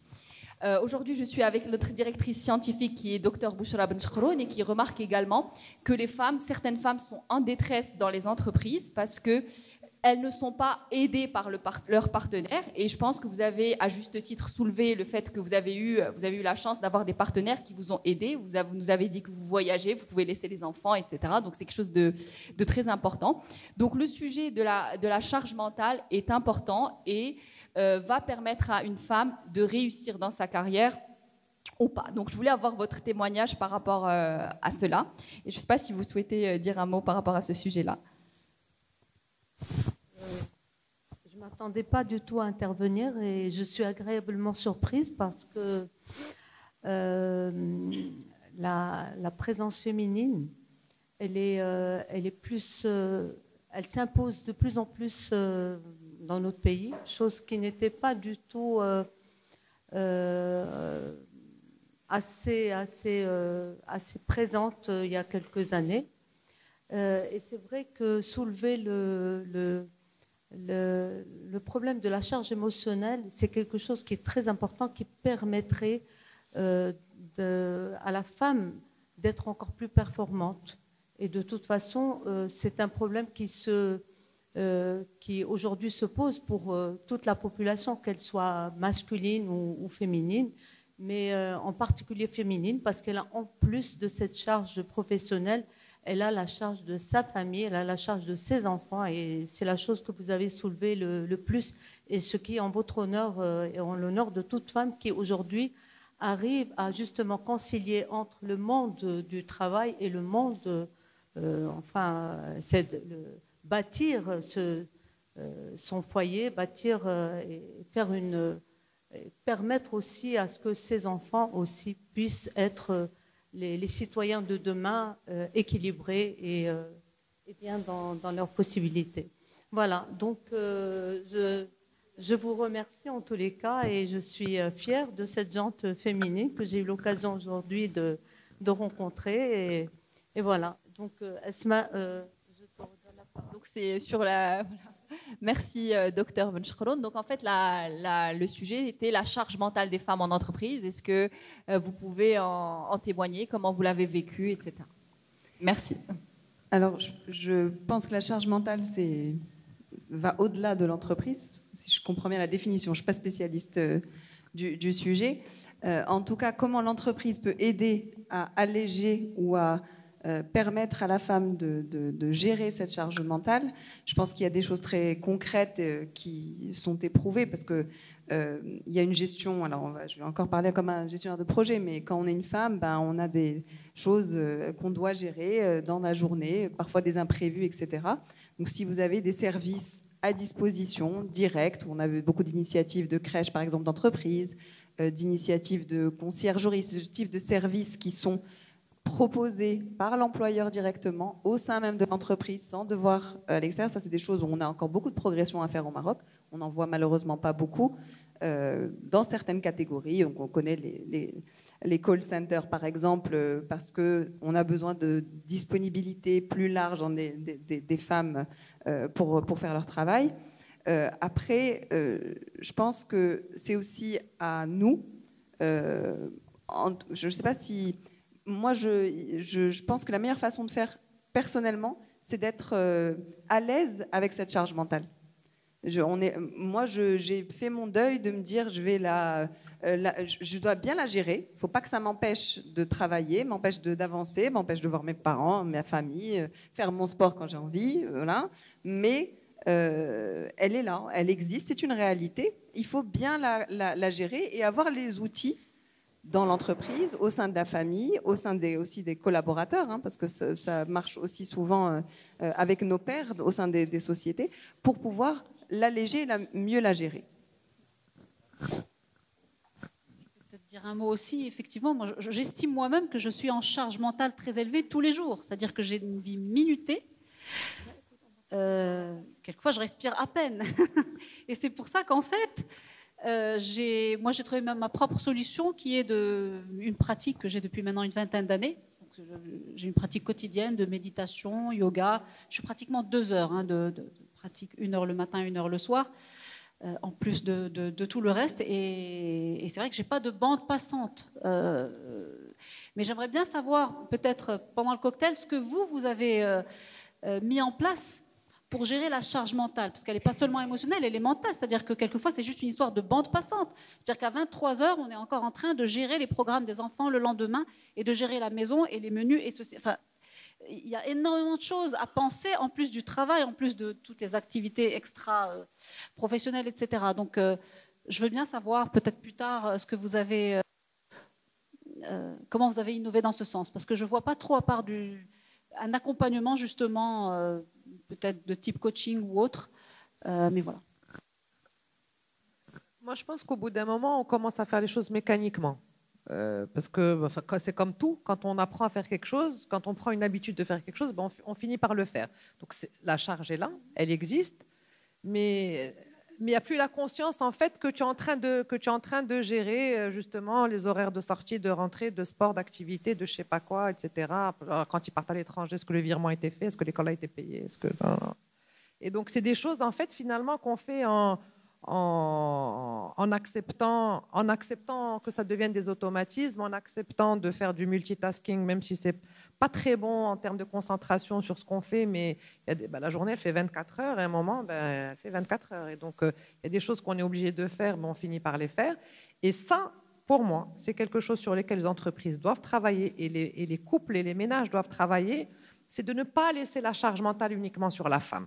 Parce qu'en fait, qu'est-ce qui est fait aujourd'hui? C'est qu'on la prend, on l'intègre, on a moins de temps pour nous, on est stressé, des femmes qui font des burn-out, etc., sans se poser de questions. Mais la vraie solution, c'est que le temps de ménager, je ne sais pas comment on appelle ça, c'est un terme, enfin les activités domestiques, doivent être mieux partagées. En fait, la vraie solution, c'est celle-là. C'est que les hommes et les femmes fassent plus moite-moite dans gérer les enfants, gérer les activités, gérer les courses, le menu, inviter les copains le week-end, décider de ce qu'on va leur cuisiner, prendre la place du théâtre ou du cinéma, j'en sais rien.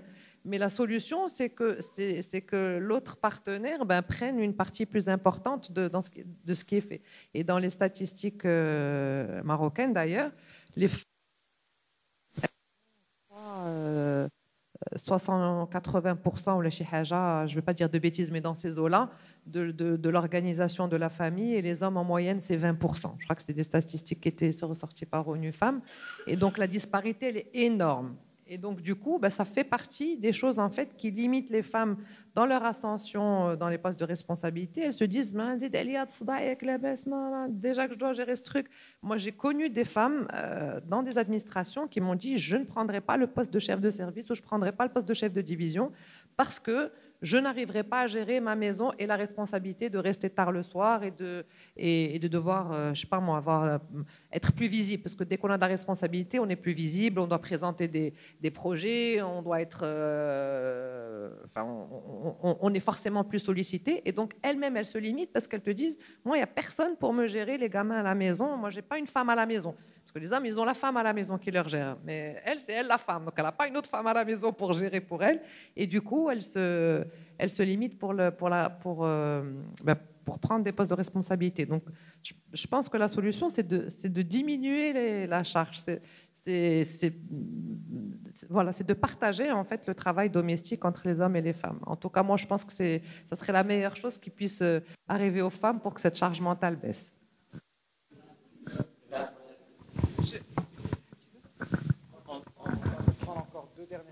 Il y a une dame qui lève la main depuis tout à l'heure. Ouais, et je voulais dire 2 mots rapidement par rapport à ça. Alors j'allais aller dans ton sens, j'allais dire quand même, on est sur un débat quand même sur l'émergence du leadership féminin, mais il ne faut pas oublier les hommes quand même, s'il y a des questions à leur poser aussi, leur témoignage peut être précieux aussi dans cette dynamique. Très rapidement sur la charge mentale, je vais faire aveu de ma lâcheté, de mon ignorance et puis de ma lâcheté. Ça veut dire que quand on a eu des enfants à la maison, ma femme avait cette fameuse charge mentale. Et j'estime, moi, sincèrement, que les femmes qui ont des enfants en bas âge et qui travaillent sont des surhommes. Mais le mot surfemme, merci, surfemme. Et j'avais pas conscience, en fait, un jeune papa, parce qu'il sait pas ce que c'est qu'être papa, et c'est pas ce que c'est qu'être maman. Donc on n'a pas conscience de cette charge mentale qu'ont les femmes qui travaillent au départ. Donc il y avait une phase d'ignorance, et il fallait que alors, après, le terme charge mentale est apparu dans les magazines de psychologie, etc., depuis 4-5 ans. Et donc, du coup, ma femme a fait un travail de pédagogie, en m'expliquant qu'elle avait une charge mentale importante et donc qu'il fallait, ça a pris du temps, et elle n'est pas encore au bout de peine, mais il y a un travail d'éducation. Et j'estime véritablement que en toute honnêteté, que j'étais très lâche de ne pas partager cette charge mentale. Mais il a fallu un travail d'éducation, qu'on m'éduque à ça. On m'éduque au fait qu'il faut partager la charge mentale. Et donc, avec le temps, on essaie de s'améliorer. Et donc, voilà. Et je pense qu'il y a aussi une part d'ignorance, parce qu'on veut fuir ses responsabilités, parce qu'on n'est pas aussi capable, enfin, on pense ne pas être capable de. À un moment donné, il faut qu'on soit face à nos réalités et dire que ma femme a autant de potentiel que moi, elle a autant de liberté de faire ce qu'elle veut que moi. Pendant que l'enfant était en bas âge, c'est à elle maintenant de prendre sa part dans la vie, dans la réalisation, etc. Question. Oui, merci donc pour vos interventions qui étaient extrêmement riches et extrêmement intéressantes. Et j'ai eu quelques bouts de réponses en fait parmi les dernières interventions qui ont eu lieu, notamment autour de la charge mentale, effectivement, qui est in fine le cœur du sujet, parce que donc, je rappelle la statistique que vous avez évoquée un peu plus tôt, à savoir qu'on est 20% des femmes marocaines à être sur le marché de l'emploi, donc évidemment, c'est nécessairement relié à ça. Et donc en toute lucidité, donc on a beau se dire qu'on n'a pas envie de voir le genre des femmes en face, en réalité la société et le contexte fait que on en revient à ce genre, notamment effectivement la maternité ou la parentalité au sens large, et effectivement la sphère domestique qui sont vraiment 2 points. Donc je vous rejoins totalement. OK, il faudrait aller vers un changement de mentalité. Qu'on est clair là-dessus. Ça prendra peut-être 5, 10, 15, 20 ans, peut-être 30 ou 50. Est-ce que vous pensez, sincèrement, que si on légifère sur le formel, en obligeant les entreprises à faire un certain nombre de choses, et surtout sur l'informel, parce que malheureusement, ceux qui sont les plus touchés ne sont malheureusement pas les femmes qui sont dans l'auditoire et aujourd'hui autour de cette conférence, mais vraiment celles qui sont les moins privilégiées, est-ce qu'on est en train de dire qu'elles sont en fait doomed, donc juste totalement condamnées, ou est-ce que vous pensez, enfin je sais que c'est une tricky question, mais je suis intéressée de savoir ce que vous pensez réellement, et voilà. Merci. Je me rejette à l'eau. Alors, je ne sais pas si c'est... Moi, je pense qu'il faut contourner le sujet pour ces femmes-là qui n'ont pas accès à l'emploi, venir expliquer à leur mari ou éduquer leur mari, comme Simon qui a témoigné, pour qu'ils fassent plus à la maison. Je pense que c'est quelque chose qui va prendre énormément de temps. Ça passe par l'école, leurs enfants, etc. C'est des générations. En revanche, il y a peut-être des quick wins à avoir pour leur permettre d'accéder facilement. Il y a des raisons pour lesquelles ces femmes ne vont pas au travail. La charge mentale ou la gestion de la famille en fait partie, mais il y en a plein d'autres.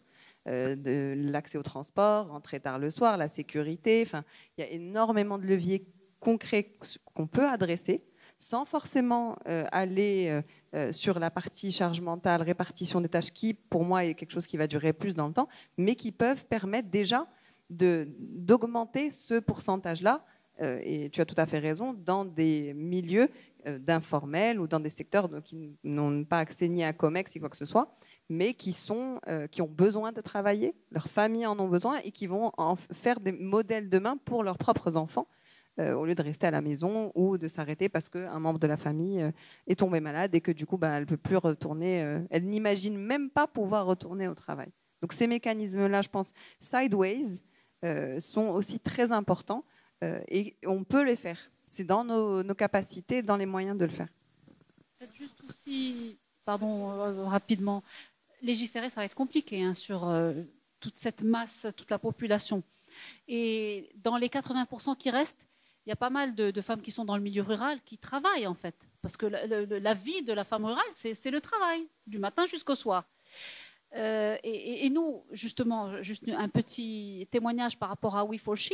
Ce qu'on s'est dit justement, c'est qu'il y avait la première vocation qui était d'améliorer la représentativité des femmes dans les instances dirigeantes. On a dit que c'est un peu un problème de riches. Bon, c'est que nous, en fait, en tout cas, à We4She, on ne veut pas faire de l'entre-soi. Et du coup, on a élargi la vocation pour autonomiser les femmes.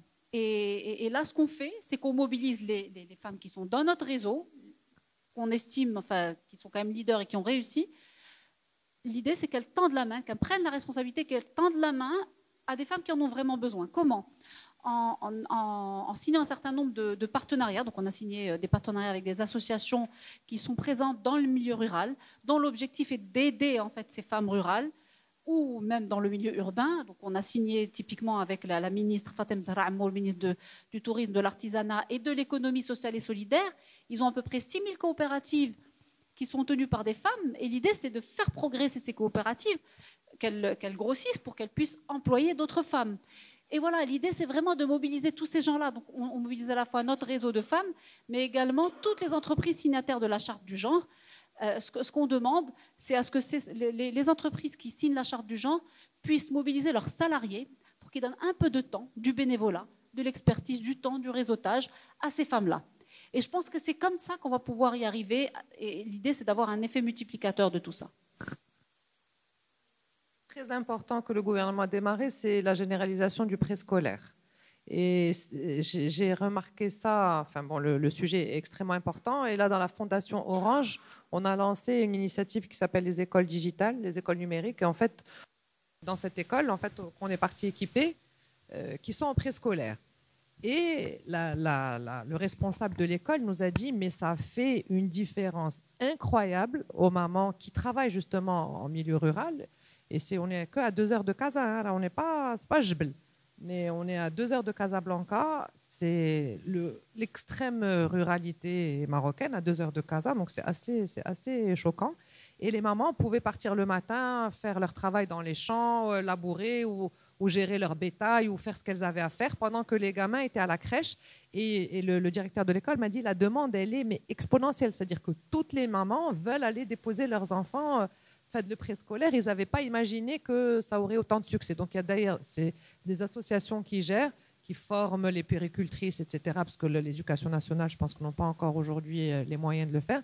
Mais en tout cas, ils sont dans cette dynamique de généralisation et ça fera beaucoup de bien, à mon avis, à ces femmes rurales pour qu'elles puissent avoir une activité un peu plus détendue, avec moins de charge mentale, en sachant que leurs gamins sont gérés par des professionnels et qu'ils vont apprendre à jouer, enfin, ils sont en communauté, etc. Et c'était extrêmement touchant de voir ces crèches dans un village, en milieu rural. Et voilà. Donc je pense que c'est une initiative qu'ils sont en train de généraliser pour que ça soit dans tout le territoire. Peut-être que tu dois en savoir. Non, je ne sais pas. Tu étais débranché. Mais bon, voilà, c'est ce genre de choses, je pense, aujourd'hui c'est des politiques publiques. C'est des politiques publiques qui vont permettre, en fait, de baisser un peu cette charge mentale pour les femmes. Et en le constatant, voilà, ça a un effet incroyable parce que tout de suite, ça donne du temps aux mamans. Oui, bonsoir. Merci pour cette super soirée. Hind, tout à l'heure, elle parlait que la population féminine elle est de 50%. Moi, je suis espagnol, pour nous, c'est une évidence. Depuis que je suis là, ça fait à peu près 10 ans. Je pose la question très souvent à beaucoup de personnes, est-ce qu'il y a plus de femmes ou il y a plus d'hommes au Maroc? 100% des gens, je n'ai jamais entendu une réponse différente, disent qu'il y a beaucoup plus de femmes. Et on est 50-50, y compris des gens qui ont des doctorats, des gens très cultivés avec des grands postes. Et je pense que la femme au Maroc, elle est dévaluée.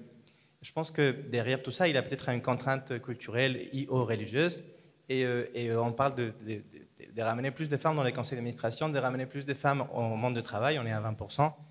Ça serait pas, il ne faut pas démarrer pour la base, il ne faut pas changer les lois qui font vraiment mal, il ne faut pas enlever la polygamie, il ne faut pas parler d'héritage, parce que sinon l'évaluation de la femme ne sera jamais, on ne peut jamais être égal.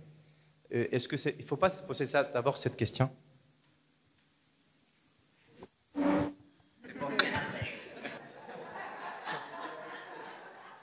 Pour cette question, en tout cas. Les miens, ils marchent. Oui, moi, je suis tout à fait d'accord avec vous. Vous savez, je vais vous raconter une histoire, le fameux 8 mars. Le 8 mars, dans les années 70-80, quand on fêtait le 8 mars, on allait en tôle. Est-ce que vous le saviez, ça? Voilà. Et il était très difficile de fêter le 8 mars dans les années 70. C'était interdit et on le faisait dans la clandestinité. Et donc, je partage tout à fait avec vous l'idée, il faut s'attaquer aux vrais problèmes. Les vrais problèmes, c'est les problèmes du poids de la religion, du poids de la tradition, des problèmes d'héritage, les problèmes de la polygamie. Bien sûr, ce sont des problèmes qui vont nous plomber tout effort qu'on peut faire pour améliorer les conditions de la femme dans le pays. Il ne faut pas se raconter des histoires, hein. C'est la réalité. Et ce combat, je ne vois pas beaucoup de monde le mener. Les partis politiques de gauche sont aujourd'hui totalement discrédités. Ils étaient avant les seuls à pouvoir porter ce type de flambeau. La société civile fait ce qu'elle peut, mais on est loin du compte. Donc, en tout cas la mienne, la génération, on ne verra pas de progrès sur ce plan-là.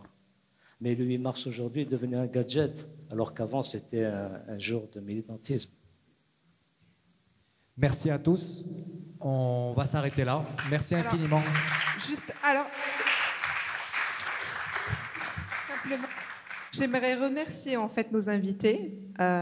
L'énergie qu'on a eue ce soir, elle est juste incroyable.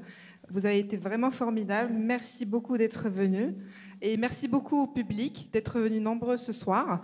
C'était un plaisir d'échanger avec vous. Et je pense que là, c'est le moment d'aller grignoter un tout petit peu. Il y a un cocktail qui nous attend. Donc voilà, merci. Merci à tous. Merci.